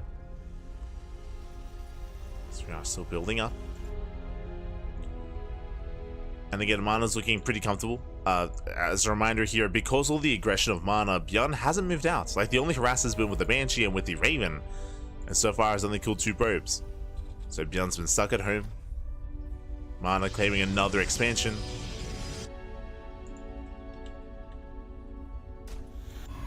Getting another Nexus.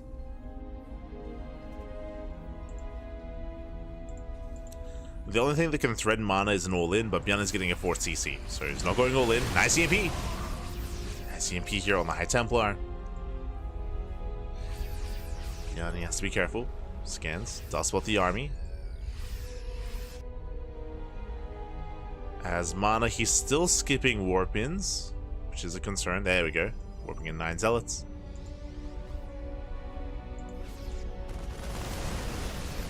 And Mana has to wait a little bit longer here for his Colossus, as he is diversifying his splash damage. Getting into Colossus, flashing in the army. Does catch a Ghost. Ghost goes down. Here come the storms. Oh, yeah, oh my god, a brutal storm on the army. ByuN does take it to the face. Delrambai delays the 4th. Zells towards the 3rd. Takes down the tower. Sensor tower goes down. ByuN is hurting.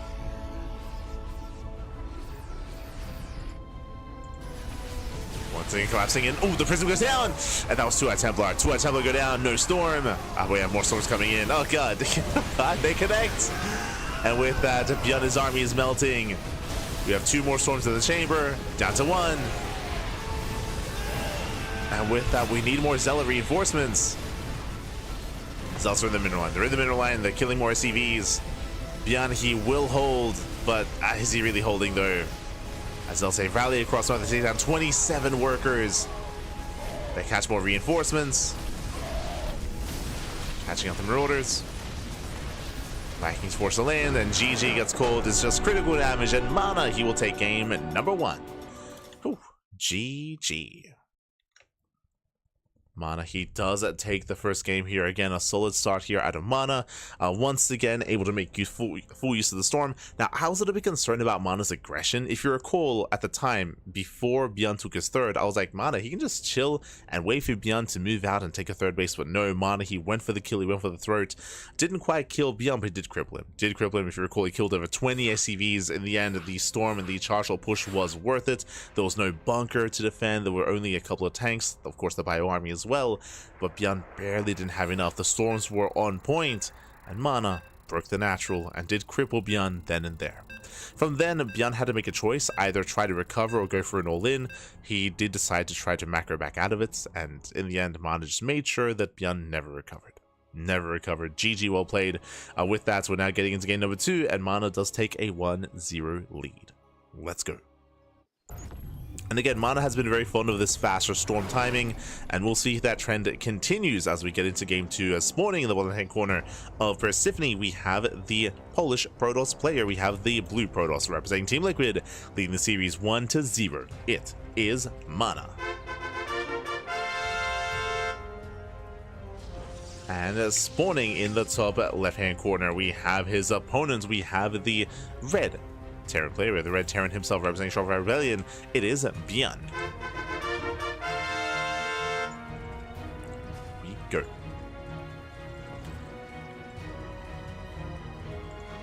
And we'll see how ByuN does adjust. Now, if you recall, the way that Cure dealt with this was Cure, he actually went for earlier Ghost production. If you recall, in the last game, ByuN, he went for a Ghost Academy after the 3rd TC. Meanwhile, in Cure series versus Mana, Cure, he actually went for the Ghost Academy before the 3rd TC.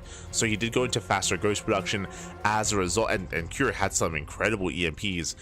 Cure, he was able to shut down the Storm opener out of Mana, and the game progressed from there. If you remember, that was on, I'm referring to the game on Torches.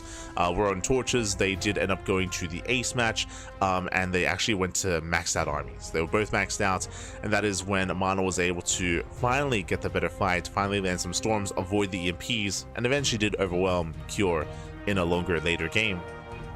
But Cure was able to get there thanks to the faster Ghost production, thanks to the faster EMPs. We'll see if ByuN follows suit. We'll see if he does have a different approach. For now, double gas again. Double gas once again. going for that factory. Last game, ByuN did attempt to go into Cloak Banshee, but he got scouted, so he was kind of denied that. We'll see what he goes for this time. This could be for eventually Reactor Reaper Hellion, could be for a Mine Drop, early Cyclones, early tanks. Eyes are on ByuN. Again, last game this led into Banshee play. Or it was Tech Lab into Cyclone into Banshee. As Reaper does move out. I think we all expect Mana to once again rush into Storm, just because, not just because it worked in game 1, but because he also did it every game against Cure in the previous series.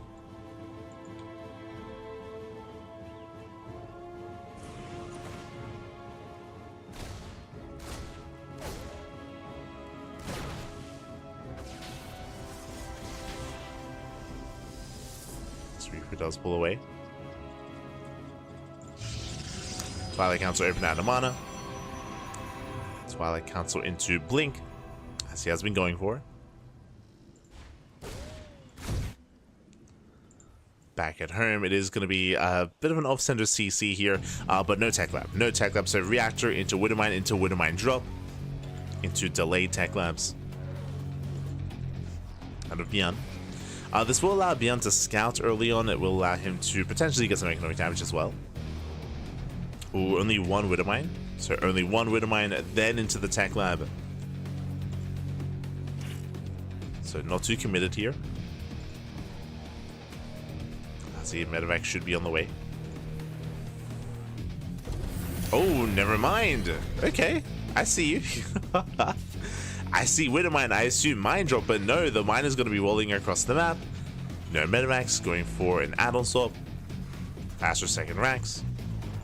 Into Raven. Okay. Now, with this faster second racks, I'm curious to see how we open up. If we go for another swap after the Raven. And if we try to go into earlier stim. That's what I'm waiting for. Tank production has begun. Mana behind this, going for extra gateways. Do you see what I see? We're going a little bit old school here. 4-gate blink. It's been a while. This has fallen heavily out of meta.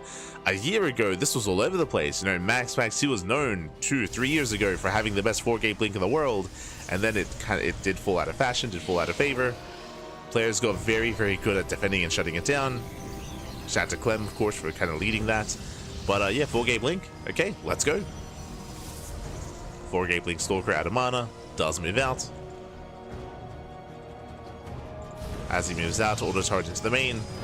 ByuN, so because ByuN didn't go for the Mine Drop, and because ByuN didn't go for Hellions or any additional Reapers, ByuN has very limited information, doesn't know what's going on, doesn't know how aggressive Mana's being. Now, what do we have at home to defend? We have 2 tanks. Now, thankfully, early tank production. True, if you remember, we had the earlier Tech Lab. 2 tanks already ready. ByuN is secure. Mana, I don't think he's going for it, okay. Does go for the blink, does go for the dive, he gets one. Gets 1 tank, but he bleeds out so many. Oh god, yeah, it's not worth it. Not worth it. That was 3 volleys to get down the tank. It took far too much. But he's still doubling down. He's still going for it. That was how many? That was 5 stalkers, 1 tank. Ay, ay, ay. Bleeding out so many stalkers. Yeah, and it's not enough. With that, ByuN, he will shut this down. He will completely shut this down. Remember, ByuN, he went for earlier tank production. And Mana made the decision to go in. It was not worth it. Was not worth it in the end. From here, Mana, he's falling behind. He has lost 8 stalkers so far. There is no tank on the low ground, so he can. Oh no! Once again gets punished. Not like this. Does bring down the bunker though. Bunker goes down. Tank repositions. Now, the problem with what's happening here is that when you go 4-gate blink, you sacrifice something. You sacrifice your economy. Do you see what I see? No third. No third. It's a very late third base here from Mana. It shows how committed 4-gate blink is and how much damage you have to get done with it. And again, this has not been worth it. It's not been worth it here for Mana. As he just now begins his own third. From the side of ByuN, he can start his own third base soon as well. If he even wants to.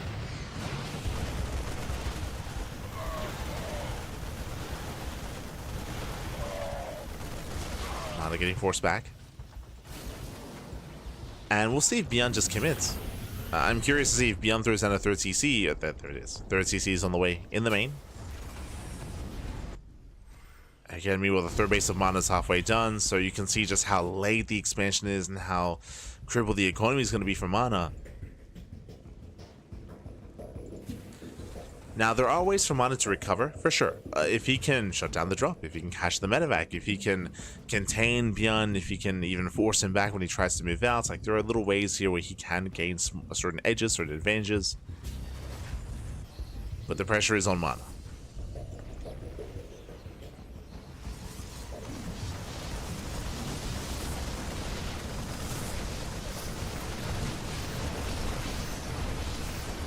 Yeah, so far the drop comes in, takes down 6 probes. Ay.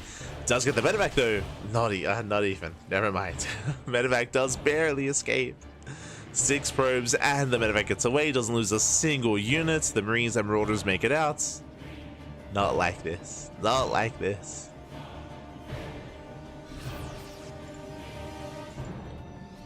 Again, Mana is in a rough position.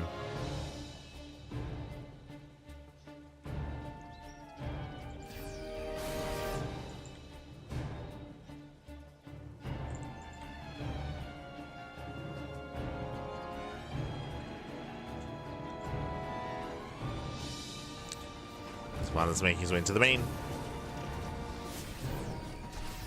There are Marines in position though. The drop doesn't get much done. Here comes the move out. As ByuN is breaking out just to take a third for now. Just claiming his third. And when he does push out across the map, we'll see if Mana can hold on. Behind this, he has his first Colossus. Not going into Storm this time. Going for a 4th base.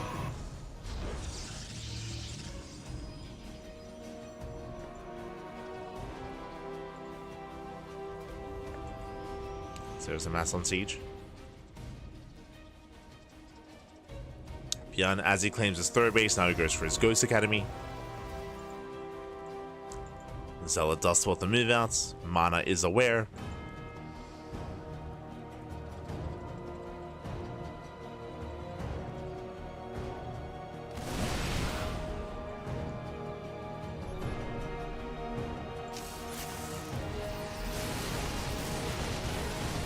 Mana is being forced back. He does catch some reinforcements. Forces ByuN back. But the Zealots are being cleaned up. And I still worry about that main defense. As Mana does go for another Zealot run by.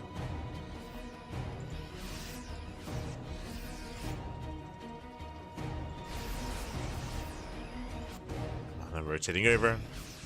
ByuN sneaking up on the 4th. Vikings have arrived. Meanwhile, we do just have the surround, not bad. Zealots take away from behind, they're getting themselves with the tanks. 1 tank goes down. Oh, the Colossus are falling though. Yeah, GG gets called. The Colossus, they just crumble, and ByuN, he will snowball out of control. He will tie the series 1-1. We are going to the ace match. Whew. GG. Again, it was just a really rough start from Mana, winding it back.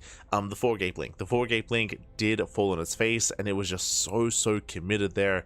Unfortunately, the main base was really secure. As we mentioned, ByuN did go for earlier tank production, so he already had 2 tanks ready, and we saw that it took 3 volleys for Mana to kill that tank. 3 volleys, that is far too long to bring down the first tank. Because of that, Mana, he lost, was it 5 Stalkers in the process? He lost 8 in total, but he lost 5 trying to break the tank, then he lost another 3 afterwards, blinking into the main base for a second time.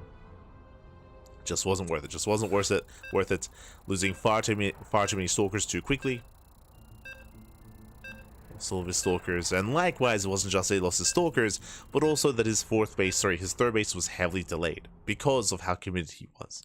So his economy was late. And likewise, wasn't worth it. Didn't do enough damage across the map. And with that, we're getting into the ace match. Now, I don't expect to see another 4-gate blink in this series, or even in this broadcast. It's a rare build nowadays.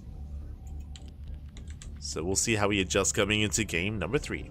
As spawning in the top right hand corner of ley lines, we have the Polish Protoss player. We have the blue Protoss representing Team Liquid. It is Mana.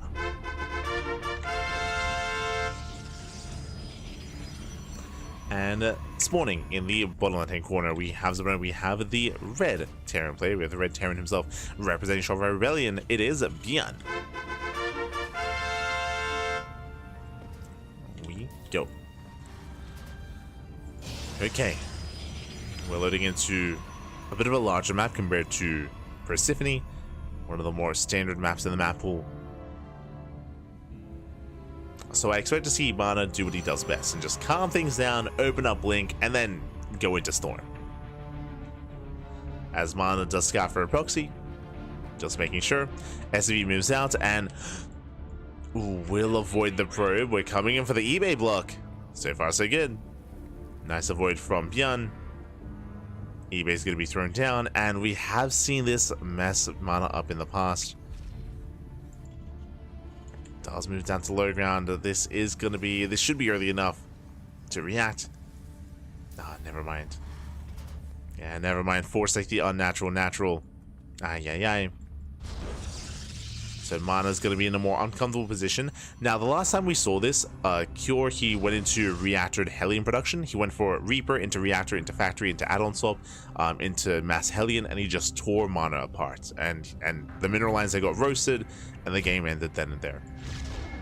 Ooh. As the National's going to be quite delayed. Does cancel, does rebuild. I mean, there's a give and take here. It's a shaky start there. On the one hand, at least Mana's going to be more secure, right? He's going to be more secure on 2 bases. Speaking of Reactor, there it is. Reactor's on the way on that Rax. But the Factory's further out, so it doesn't look like an add-on swap. Regardless, it means that ByuN's going to have a hard time punishing. Now, what I was going to say is that ByuN, even when he does pull this off, he often doesn't go into Reactored Hellion. He usually plays Standard. Just play Standard. Reaper does confirm. See ByuN double checking.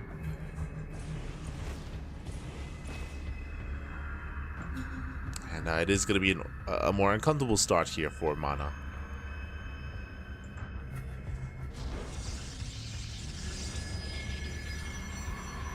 Here we go.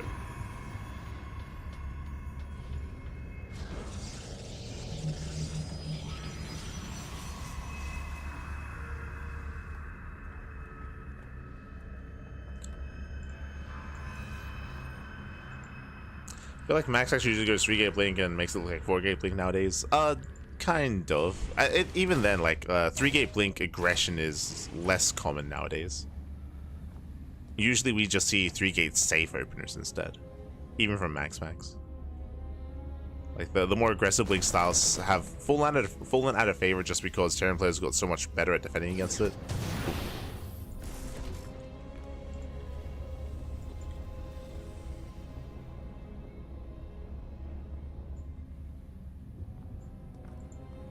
Have gotten good.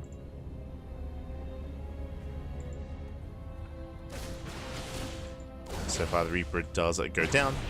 Nice cleanup. Yeah, no expands. Behind this is going for the initial Mind Drop. Mind Drop into add-on swap. Okay, no early Cyclone. Going for the Raven. Ooh, do you see what I see?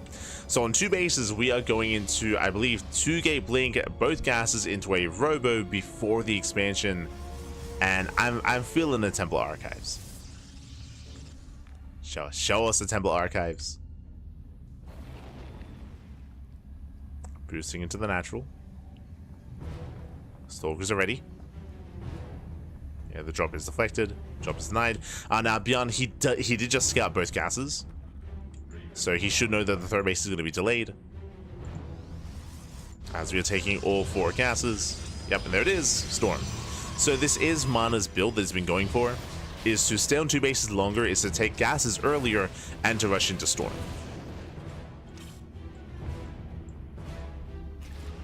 And ByuN will see everything. He will scout the entire base.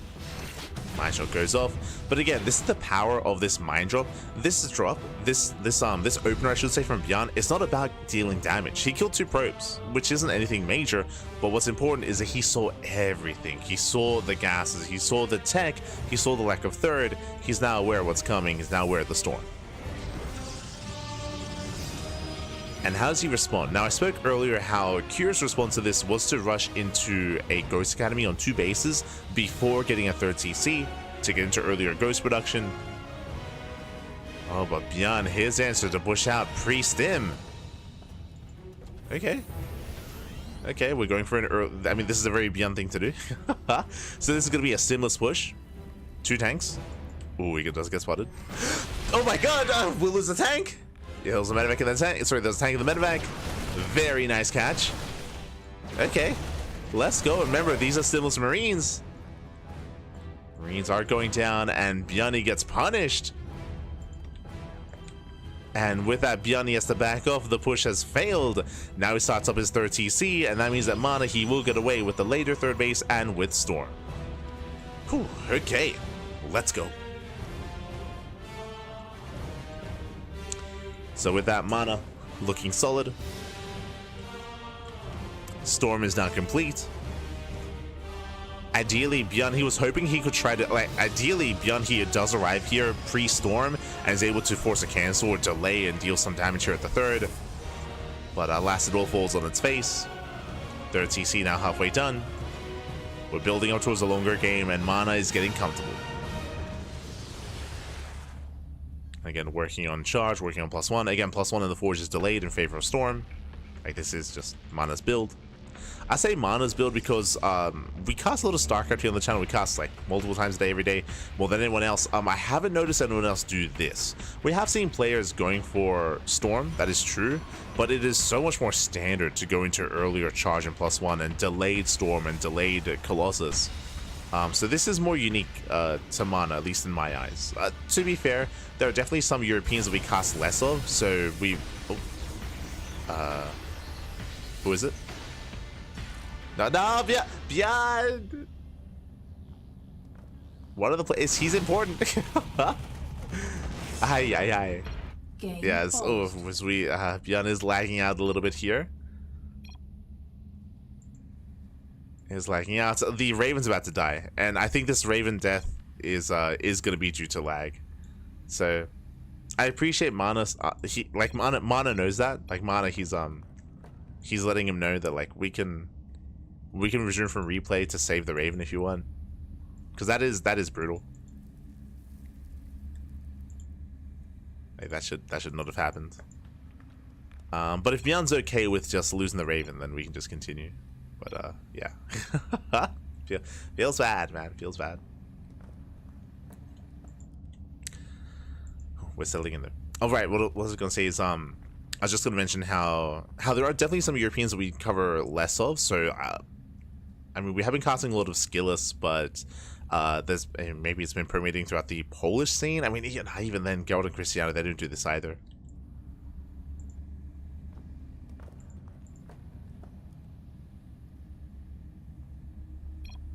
Yeah, for sure.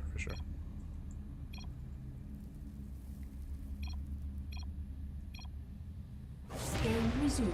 Yeah, as Raven goes down, so unfortunate loss there due to Ping. Unfortunate loss. Raven does fall, but again, ByuN, he did agree to just continue. It's all good.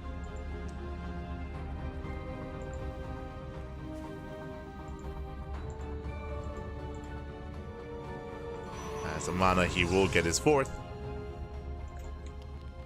And now the next move out here should be to try to break ByuN as he gets his 3rd base. We saw this on Pylon earlier.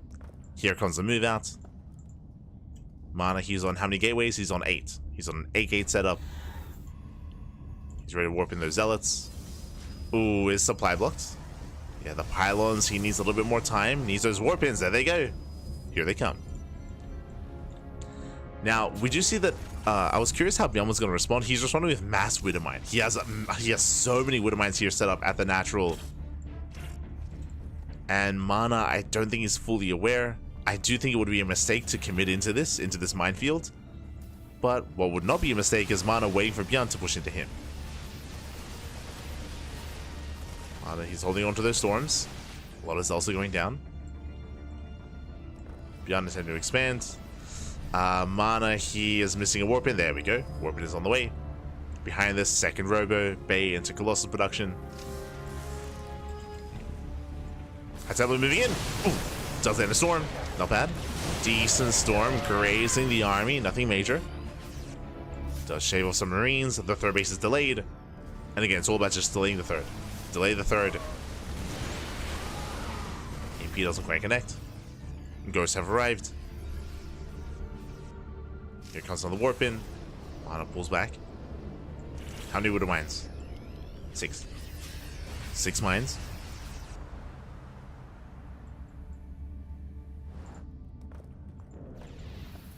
Mana, he retreats. He retreats, he respects this, pulls away, takes a faster expansion, and now going to double Colossus production. So the Colossus are amassing. Mana just building up, working on the next step. Both players, they will soon be maxing out. I don't think there's going to be a fight before that. We're just backing off, taking bases, taking expansions, maxing out instead. And we'll see what the armies end up looking like. So far, there's an okay Viking count, but still relatively low. I mean, ByuN doesn't know how many Colossus are coming.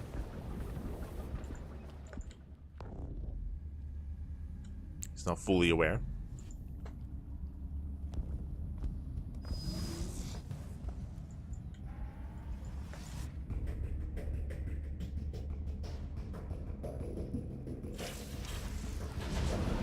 So we go Prism into the main. Going for the warp in. Is going to be shut down. Oh, does finish the warp in. Yeah, it does barely finish, but there's plenty of reinforcements in the main. At the same time, Mana pushing in. Oh, the Mine-Shots are brutal though.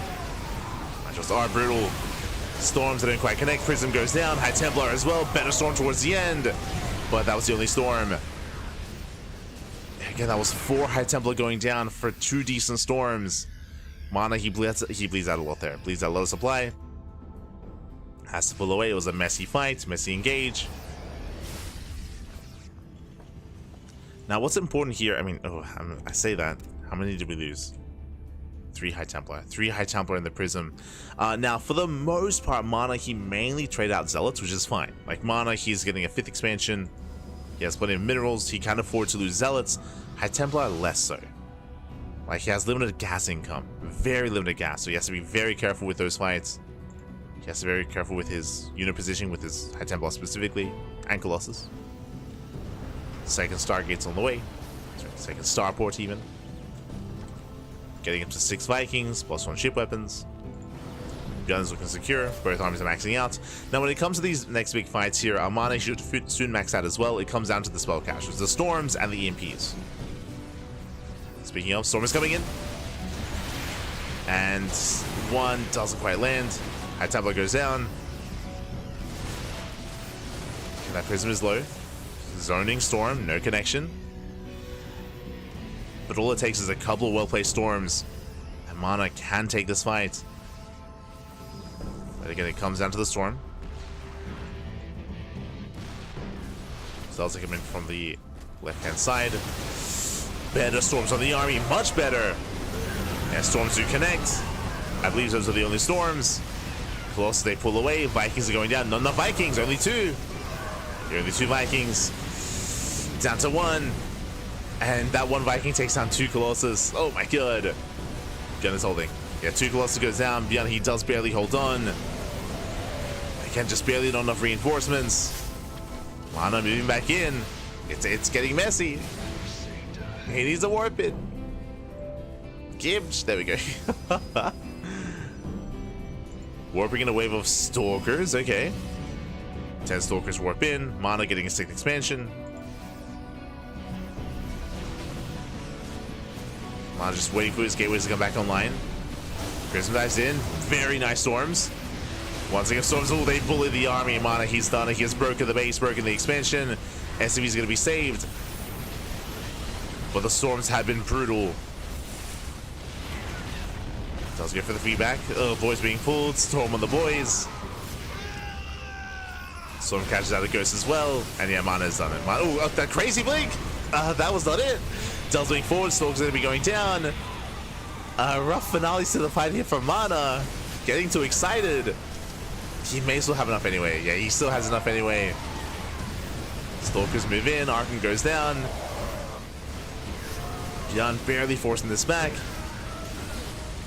And what's important here is that, yes, ByuN, he's holding partly because of that blink earlier, but Mana has a bank, right? Mana, he has all these bases, all this economy. He's on 80 probes. He can rebuild. He can remax. ByuN, less so. ByuN down to 43 SCVs. This is the army. A handful of ghosts, handful of medivacs. ByuN, he double expands. Mass muling. Let's go. He's muling up.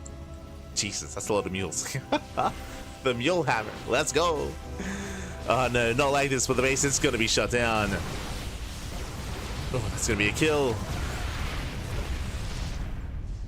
Ensuring that ByuN just cannot recover economically. There's so many mules here. Oh, God.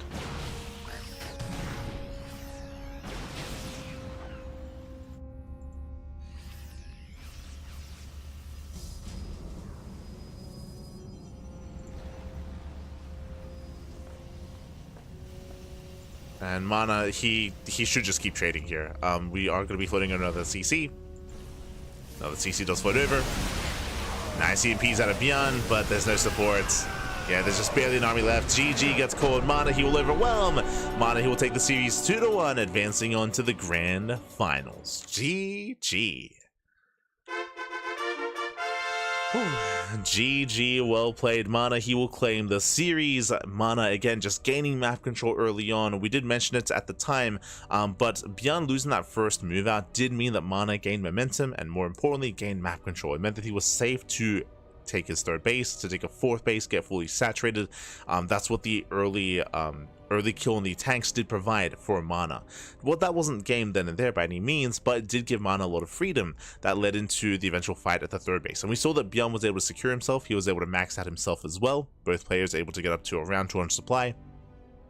But again, the storms were brutal. Storms did connect. We saw that it was still a very scrappy fight, still very scrappy engagements. But what's important is that even though things were looking a little bit scrappy, even though Mana was taking some questionable trades and some questionable fights, he could afford it, right? He could afford those fights, he could afford those trades. Thankfully, he had map control. ByuN, he never had the freedom to move out with any drop play, to get across the map, to harass any of the bases. GG, well played. As Mana does claim the series, and with that, we are getting into the grand finals. It's going to be a best of 5 between herO and Mana. It did happen off stream, but herO did take down MaxPax in the upper semifinals. Did take him down. Unfortunately, was not casted, was not covered, as I believe it was. They did play off stream. At least the ace match was off stream. Was unfortunate. Oh, let's catch up. Let us catch up. I thought ByuN was going to recover when he held the first push. I mean, he did recover supply-wise. Like, he had a standing army, but he didn't quite have the economy, so like it was still some rough trades there for ByuN. He did make a game out of it there. Did make a game out of it, for sure.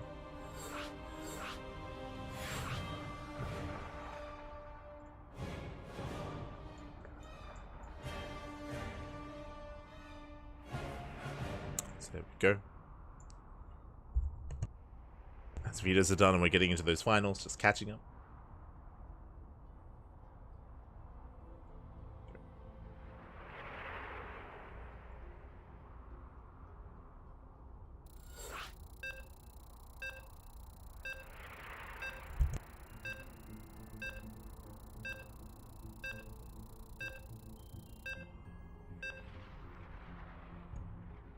Storms are unbalanced big time versus Terran. Oh no. We're coping in the chat. Oh no. I mean, storms have been buffed, of course, because they changed the energy overcharge. So because of that, more storms are available faster. That is true, if you want to say that.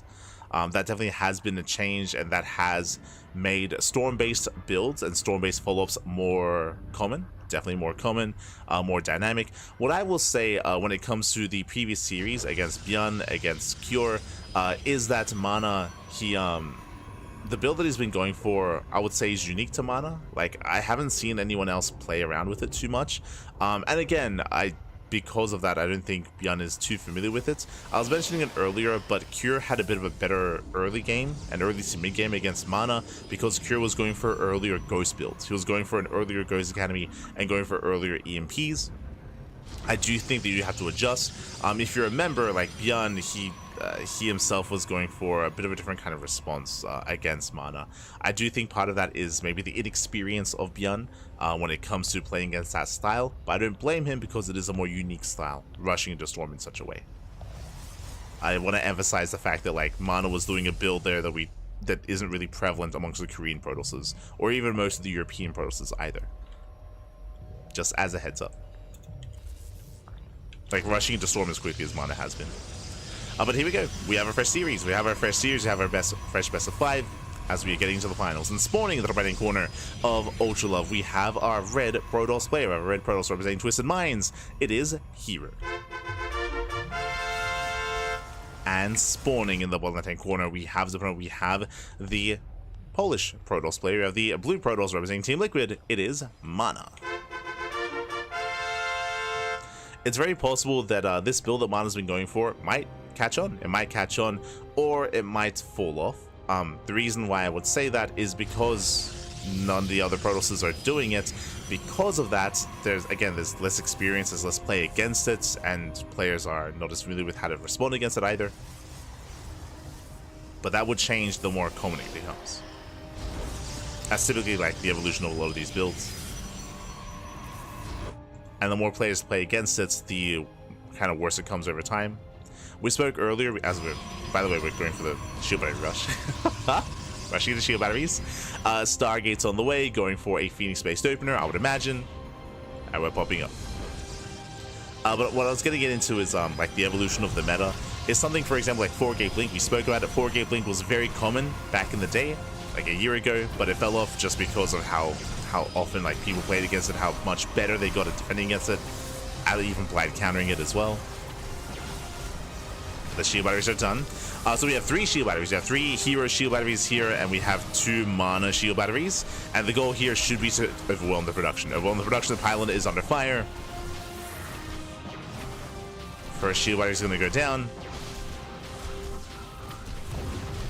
Oof, not quite. Yeah, barely not.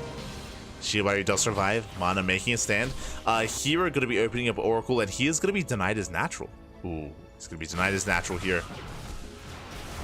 Favorite predictions? Oh, yes. Don't apologize. I got you. Is Gamba time.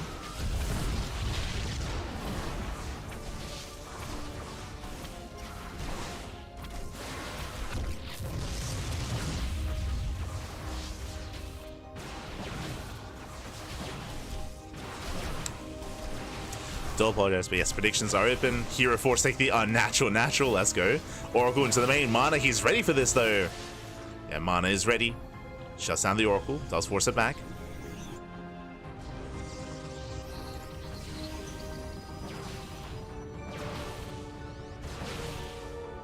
And with that, Mana holds. Mana he holds, and hero's in a really rough place. Remember, herO, he opened up Stargates into Oracle, does no damage.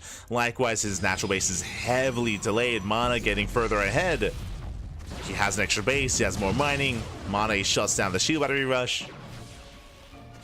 And hero's in a rough place. Here, he's in a very rough position here.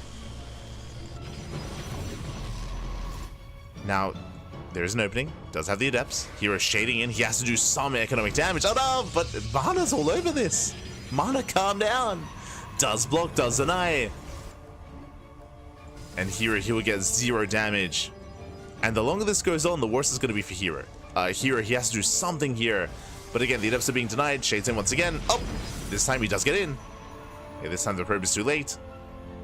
Shades into the natural. Probes are going to get 1 shot. Gets 1 so far. Gets 1, gets 2, but the adepts are going to be cleaned up. And Mana, he will lose 3 workers, but Mana still maintains a lead. And how many gateways are we on? So far, 3. Oh. Cases denied. Blink, not yet done. Also, sorry, 2 gateways. 2 gates set up here. Robo's on the way. Here comes out Prism, and then Mana can soon move out across up. There we go. 3rd gateway now on the way as well.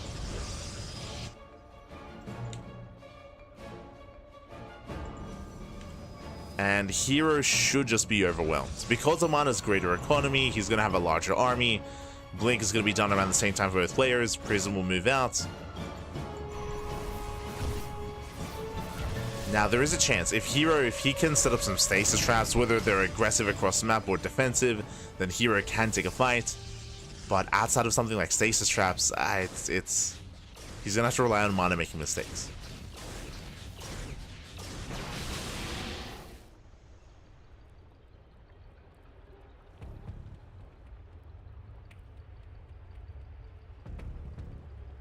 Here we go. Stalkers, they move out. Two move out. They head straight into the natural. Oh, straight in towards the main. Here comes a warp in. Prism is safe. Warp in does complete.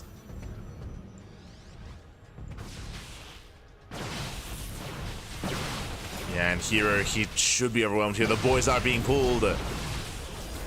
From here, we can just blink down to low ground.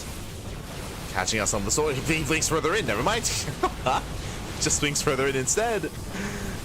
And we'll trade with the probes. Meanwhile, going for another warp in here into the mineral line. Going for Zealot warp ins. Mana running out of some of these stalkers. But again, he still has those reinforcements.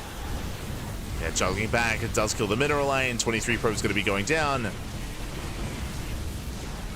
Mana does blink away. 27 probe kills. 28 workers.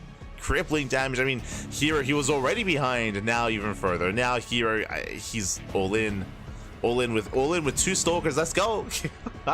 He's got two stalkers. He's got one oracle, two sentries, and a dream.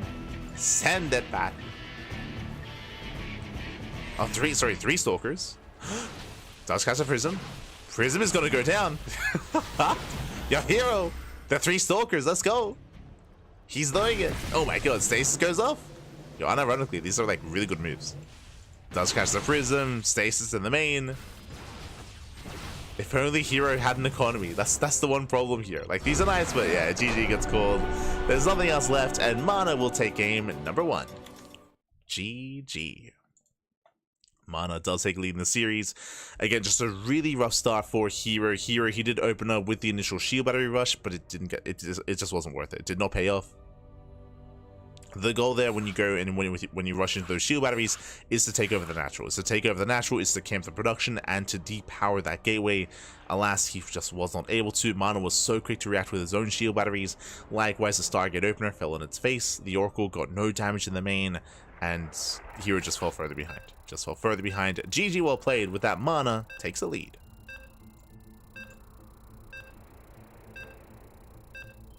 Here we go.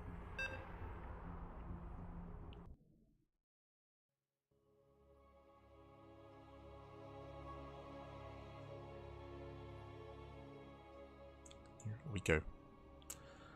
So we're getting into our next game. Getting into game number 2 and spawning in the bottom hand corner of Persephone, we have our South Korean Protoss player. We have the red Protoss representing Twisted Minds, the #1 seed of the tournament, but struggling here in the finals. We'll see if he can bring it back and make a series out of this. I'm sure he can. It is herO. And spawning in the top left-hand corner, we have the Polish Protoss player. We have the blue Protoss representing Team Liquid, leading the series 1-0. It is Mana.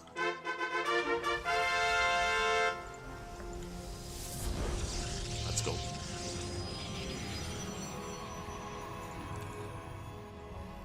Let us go.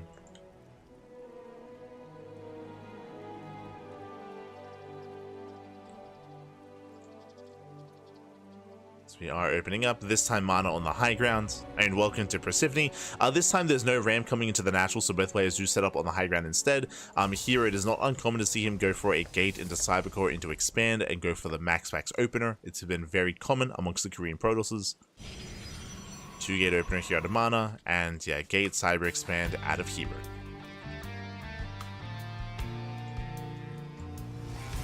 Here comes the Nexus. Going for the gate expand, no cybercore, and he will get it. No pro block, no pylon block either. Very greedy build here by herO, and now the pressure is on Mana to punish. We'll see if he can. So again, gate into Nexus followed by the cybercore. This is the greediest build you can go for in PvP. Very greedy. And Mana setting up for the proxy. Probe moves out, pylon is thrown down. Now, based on this location, this does look like a proxy Stargate, not a proxy Robo, as it is very close by air. Very, very close. So a Stargate would make the most sense, but we'll see. We'll see how he does commit as we are waiting for the Cybercore. Cybercore is done, and Stargate is on the way. So proxy Stargate. Now a proxy Stargate is not an all-in. This is designed to cripple the economy. The goal here is to make an Oracle, to chrono out an Oracle, send it into the mineral line, and deal damage, and expand behind it.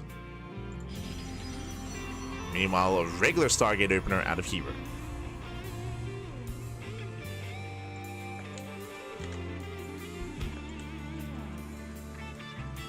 Thank you for the amazing games and casting. Oh, thank you, Alex. Thank you. Thank you. I appreciate it. Do appreciate it. Mana, do we go for the gold? Yo. herO, he is scouting though. He is scouting, he's checking. Mana should soon be expanding. Oracle is on the way. And herO, he will not. Oh, he will see the probe. He did barely get a. Yeah, he did see. Goes back in. Mana, he wants the gold, but herO, he's here to punish. He's here. Oh no, he doesn't block. Does scout, but he does not block. Gold base on the way. herO, he knows. But what about the main? There's nothing in the main base. The mineral line is exposed. Oracle dives in. Probe's going to be going down. And this is brutal damage here. 3, 4, 5, as up to 6 probes going down. A double adept shading to the natural, punishing the workers even further, getting more damage, and hero's being pulled apart. 10 probe kills, critical damage. And he's not done. He's shading into the main, and 2 adepts, they one-shot. Oh, doesn't commit. I feel like we could have, to be honest. Yeah, we could have just sent it back. Does threaten those shades. Likewise, we do have herO's Oracle also getting into the main. Oh, and this is more on Mana. Mana, he scattered. Mana, he saw the Stargate. This is on Mana. He was not ready. 12 probes. Ay, ay, ay. And now we have a back and forth. Now we have a back and forth here. Meanwhile, a double Oracle into the main. Yeah, we're just not subbing. Just everyone's losing workers. Probes are going down left and right. If you're a worker out there, look away, Pappy. Look away. So herO will lose 18 probes. Mana will lose 13. So 13 workers do go down. 18 for herO. But remember, herO has a faster natural base, so he has better, or he has more probe production, making 2 probes at a time. Mana going for the gold. Oracle's on the way. Mana, he has nothing to defend. These oracles, they're getting so much damage. And they will deny the mining. Yeah, probes are going down.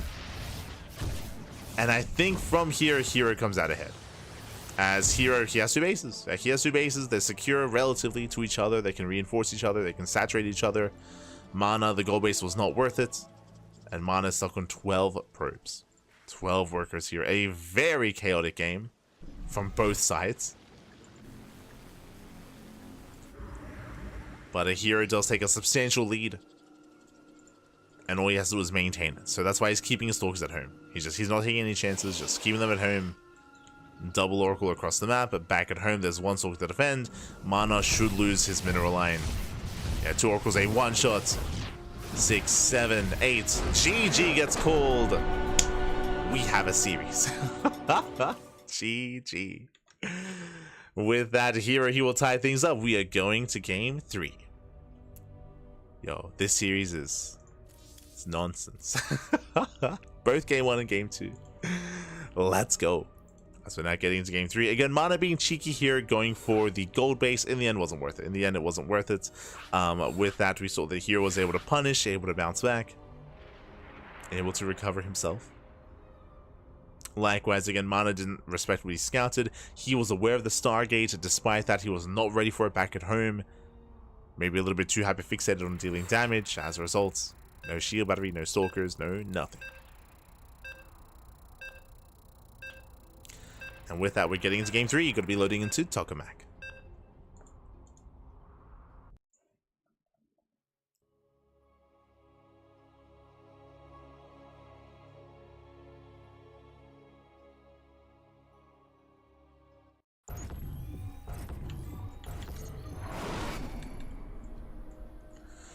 Spawning in the top right-hand corner of Tokamak, we have our South Korean Protoss player. We have our red Protoss. Oh, there we go, tying up the series 1-1 and making a series out of this. Oh, momentum is on his side, representing Twisted Minds from South Korea. It is herO.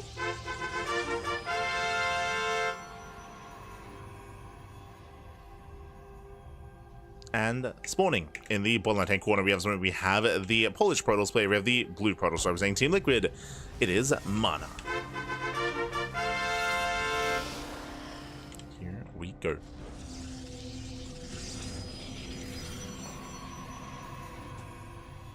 As we are settling in.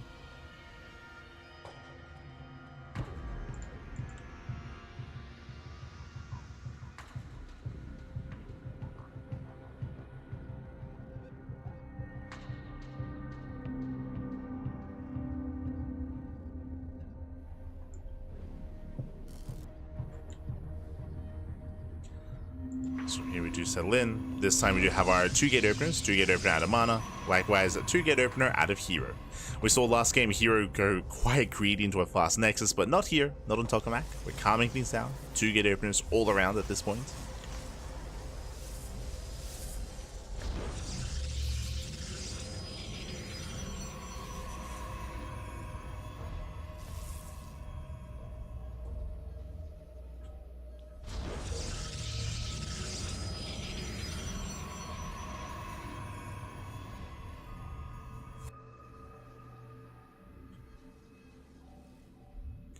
And from here we get into our initial units, and from here we could attempt a proxy, but so far both players they scout each other. Second pylons have been thrown down in each other's respective main bases, so there is no proxy. There's no proxy, no setup elsewhere.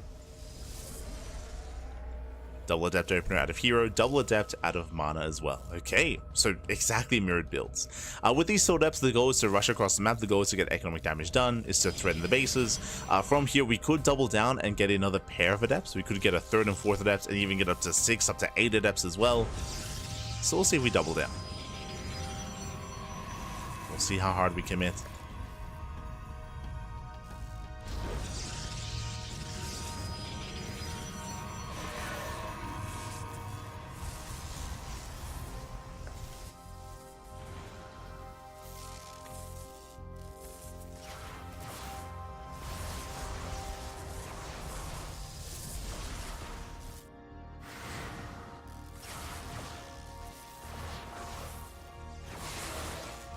It does move in.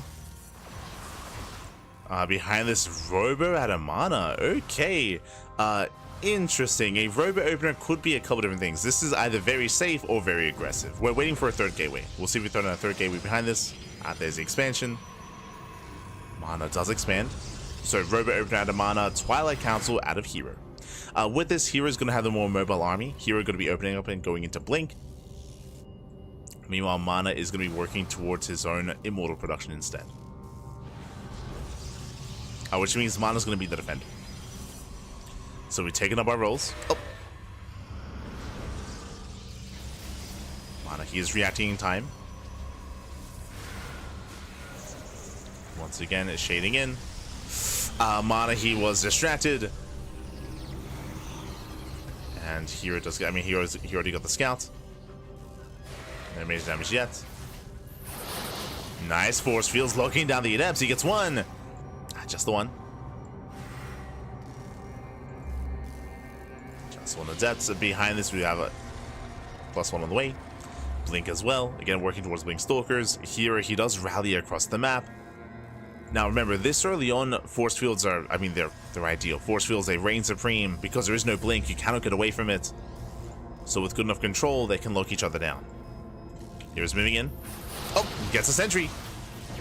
Nice pickup, he gets one. Likewise, the counter force fields. Mana gets an Adept. Trades 1-1 though, losing a 2nd sentry. Brutal pickup. And here he comes out ahead. Here he will lose 1 Adept for 2 sentries. So a better trade for herO. He pulls away. Waiting for Blink. As he's throwing down extra gateways. Getting up to a 3-gate setup. Meanwhile, we spoke about Mana, and he is working towards Immortals. Now, from here, we could actually get into Glaives, and Mana can turn this into an all-in and go for an Immortal Glaive all-in. Otherwise, we could just skip a Blink and go into Charge and head into the mid-game with Immortals, Charge ults, and can start working towards Archons as well. So we'll see if Mana does want to go into a longer game or not. Yeah, the gateways. Yeah, massive gateway explosion, Glaive Adepts, all in.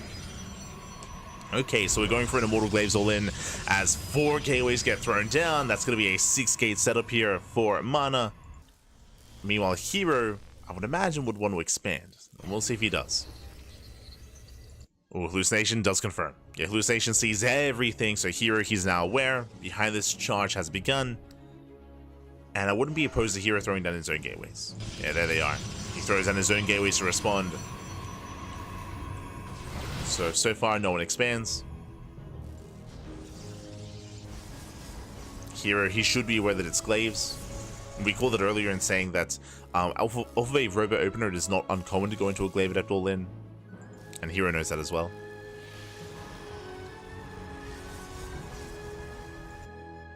So herO is setting up.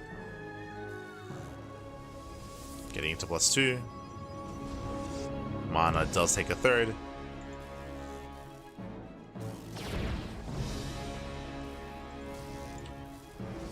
And here he has seen the third. He knows. So he should be expanding himself. Likewise, herO taking a bit to Archons.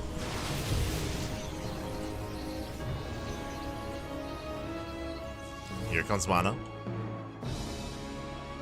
He's moving out.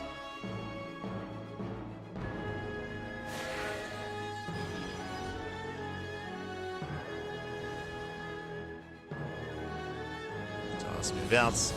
Here comes that warp in. Now again, the purpose of Adepts when it comes to this build is Adepts do a great job at tanking against Immortals and against Stalkers. Likewise, they trade well against Zelts. All excited. Speaking of, Zelts they charge in, nice force fields. And with that Mana, he should blink away. Does save the Immortals. Nice control so far, warping in more Adepts.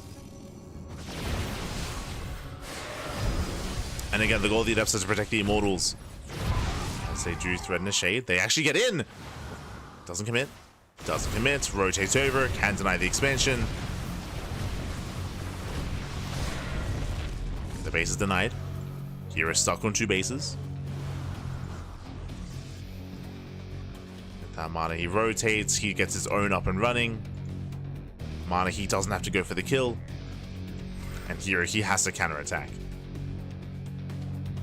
It's a bold move. For all herO knows, Mana could just strike the natural here and now, and herO would be in trouble.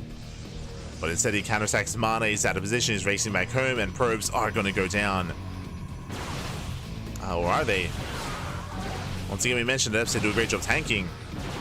Does take 2 volleys to kill an Adept. The rest of the army shades in. herO has to get the hell out of here, and herO, he doesn't touch the economy. At the same time, oh, Adepts into the natural. 3 probe kills. Forces a recall. And again, the longer this goes on, the better it is for Mana. Mana just has to buy a little bit more time. Oh, he's supply blocked. Yeah, Mana, he is supply blocked. Now is not the time. Needs those pylons. He's working towards disruptors. He needs a little bit more time here. Supply block may kill him.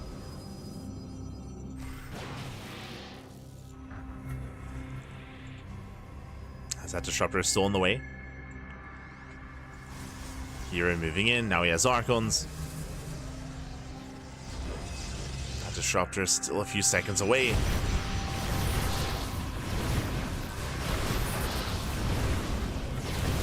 Just threatening a shade. I mean, the Archons are the answer to the Adept.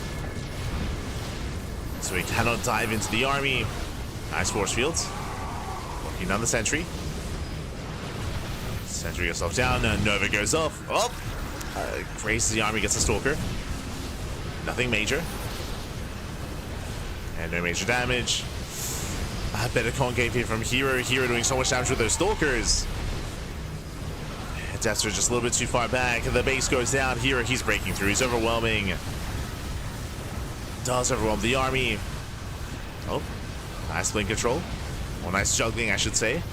Getting on top of the Immortals. One Immortal goes down. Never goes up. Takes down the Archon. Still very close, but there's just not enough adepts. Not enough adepts here. And here he has done it. Takes down the expansion, takes down 21 probes. Behind this, getting his own third base. Again, throughout so much of that fight, the Stalker was doing so much damage, and Mana, the Forcer, was just locking him back. He just couldn't do anything. He was just stuck behind the army. Drops into the main. Loses an I+3. And it looks like he will. Not bad. Yeah, +3 is 9. GG gets called Mana. He lost his third base, lost everything, and herO will take a lead in the series. Whew, GG. Again, just a really solid fight at the third base for herO, where Mana's army, just so much of it was dead supply. So much of it just wasn't able to engage in the fight. So much of it just wasn't able to commit. As you mentioned, herO, he had the wherewithal. Once he realized it was Glaive Adepts, he teched up quite quickly into Archons. And because of the Archons, Mana couldn't shade in. Ideally, he wanted to shade on the army and commit to a fight, but the Archons were denying that, so he had to back off. He had to just stay on hold position behind the expansion. And he just couldn't engage. Just could not engage. With that, GG, well played. And herO does take a lead. Does take a lead. And now we're getting into ley lines.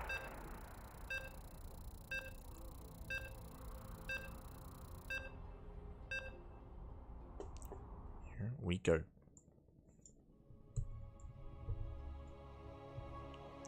And here he is one game away from claiming the series. Mana has to fight back here and now to force the ace match. Here we go. As spawning in the top right hand corner of ley lines, we have the South Korean Protoss player. We have the red Protoss representing Twisted Minds, leading the series 2-1. It is herO. And spawning in the bottom hand corner, we have the Polish Protoss player. We have the blue Protoss representing Team Liquid. It is Mana. Here we go. And you could argue that maybe, especially with that build that Mana went for, going Immortal into a Glaive All-In, after killing the third base of herO, he probably should have kept going. I mean, we can say that, you know, seeing in retrospective, you know, what kind of defenses herO had. Unfortunately, Mana, he went back home, which I still think was viable as well. Like, he had the better economy, but we saw that he had a bit of a shaky transition into disruptors, right? The supply look was brutal. It meant the disruptor was late, disruptors were delayed. When cannon rushing, he's crazy. He's hit the forge, he's cannon rushing. Boys are being pulled already. Yeah, boys are being pulled. This is being taken seriously. We're trying to set up on the low ground, but herO, he's all over this. The probe's going to get surrounded. And he will kill one probe. There's one probe left. Pylon does finish. Gets the cannon. Cannon is thrown down, but the probe is so very low. Oh, God. Again, a couple of tasers away from going down. He has to get out of here. Oh, no. Here he cuts him off. Oh, my God. Let's get one more shot. And it goes down. That's it. Both probes do fall, and the cannon rush has ended. We have more boys being pulled, but the Zealot is already out, and this will end. This will end here and now. Not the way we wanted this to end. Not like this, Pappy. Not like this. The pylons are falling left and right. There is a gateway on the way, but the Zealot does have control of the main. Mana is going to try to double down. He's trying to make this work. The backup probes have arrived, but no shot. There we go. Throws down two cannons. And does wall off for the gateway. But everything is depowered. Yeah, everything's going to be depowered here. The cannon's under fire. Oof. Is cancelled. And that's it. GG, well played. And herO, he will claim the series 3-1. Becoming this week's WardiTV Monday 39 champion. GG. Yo, Mana's crazy. GG, well played. Mana with the attempted cannon rush here, a cheeky build out of Mana. Unfortunately, herO took it very seriously. He was so fast to pull the boys. Unfortunately, Mana got surrounded when it came to his cannon rushing probes. He got both probes surrounded. They took a lot of hits. One probe went down, the other was 2 shots away from falling as well, and with that, the cannon rush failed, did not get up and running. herO, he was able to respond beautifully there and just made sure that nothing really did complete. The pylons did, but the cannons did not. Cannons did not. Pros went down. GG, well played. herO is our champion. Congratulations here.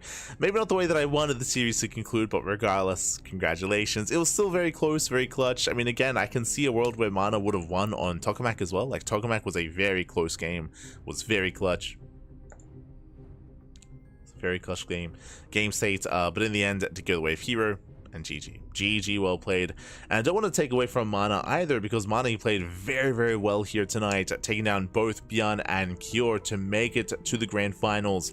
Again, something that many of the others were not able to. Cure has been on fire as of late, ByuN as well. They're both looking very in form.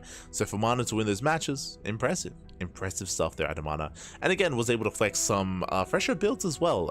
Just winding it back, if you remember, he was making use quite heavily there of these earlier storm timings, these earlier storm builds, delaying charge, whereas right now it is standard and meta to go for earlier charge instead.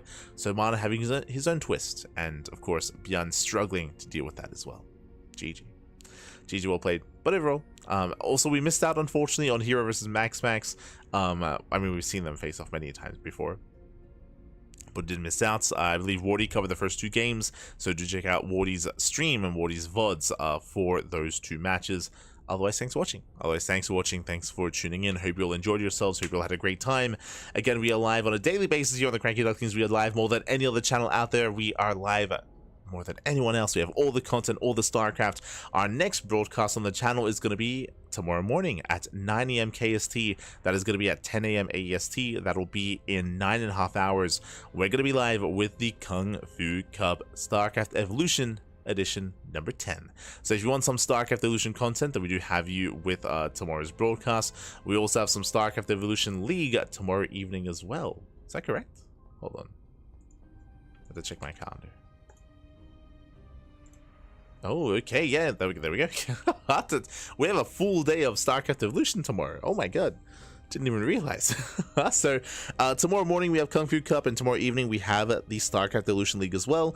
On Wednesday we have the Pegasaur Cup. On Thursday we have LATAM League and the Podcast, and on Friday we have the Thermal 2v2 Circuit and OSC King of the Hill. Usually we do have 2 afternoons off every week. This week it is Wednesday, and usually it's Friday as well, but this week Steadfast is unavailable. If you've been tuning in recently, you would know that Steadfast, he has been the more regular caster for OSC King of the Hill, but this week he is unavailable, so we are stepping in to cover King of the Hill instead. So that means we only have half a day off this week. Half a day off. We'll be fine. God. Oh, the StarCraft. So Wednesday evening is going to be our time off. I say our time off, I mean I'm still probably going to stream and ladder on my personal channel regardless, but that's going to be our one casting half day off.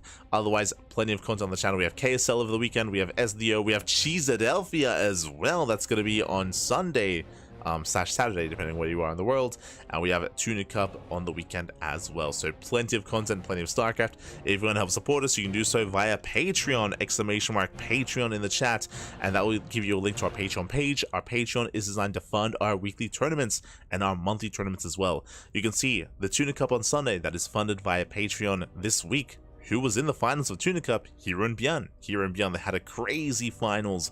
They had a very intense back and forth. So again, we feature players like herO, like ByuN, like Solar, like Creator, like Christiana, Showtime, Skilless.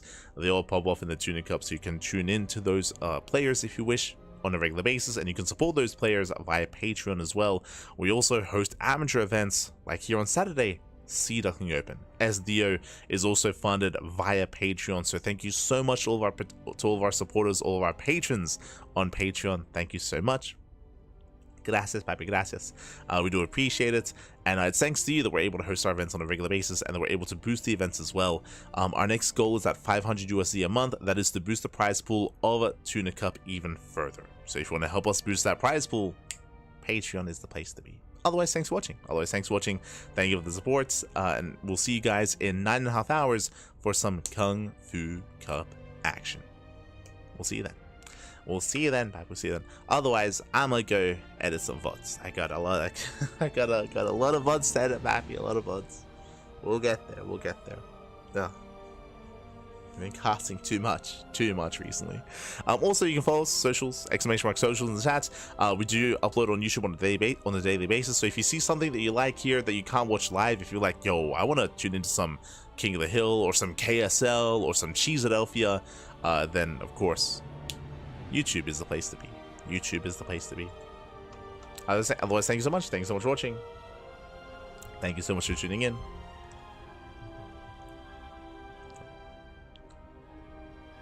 Why do Archons deny the shade? Oh, as was explained in the chat, Archons, they do a lot of splash damage to certain units, and they do punish units from clumping, and they do bonus damage to light units. They're ideal against Zealots as a result, because Zealots, when they charge in, they clump up. Adepts likewise as well. They deny the shade because if the Adepts shade in, the Archons will just have their way with the Adepts as well.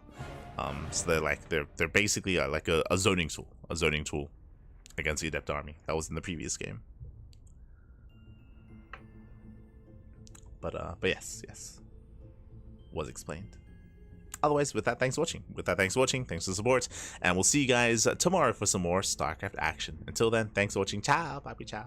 Hasta luego.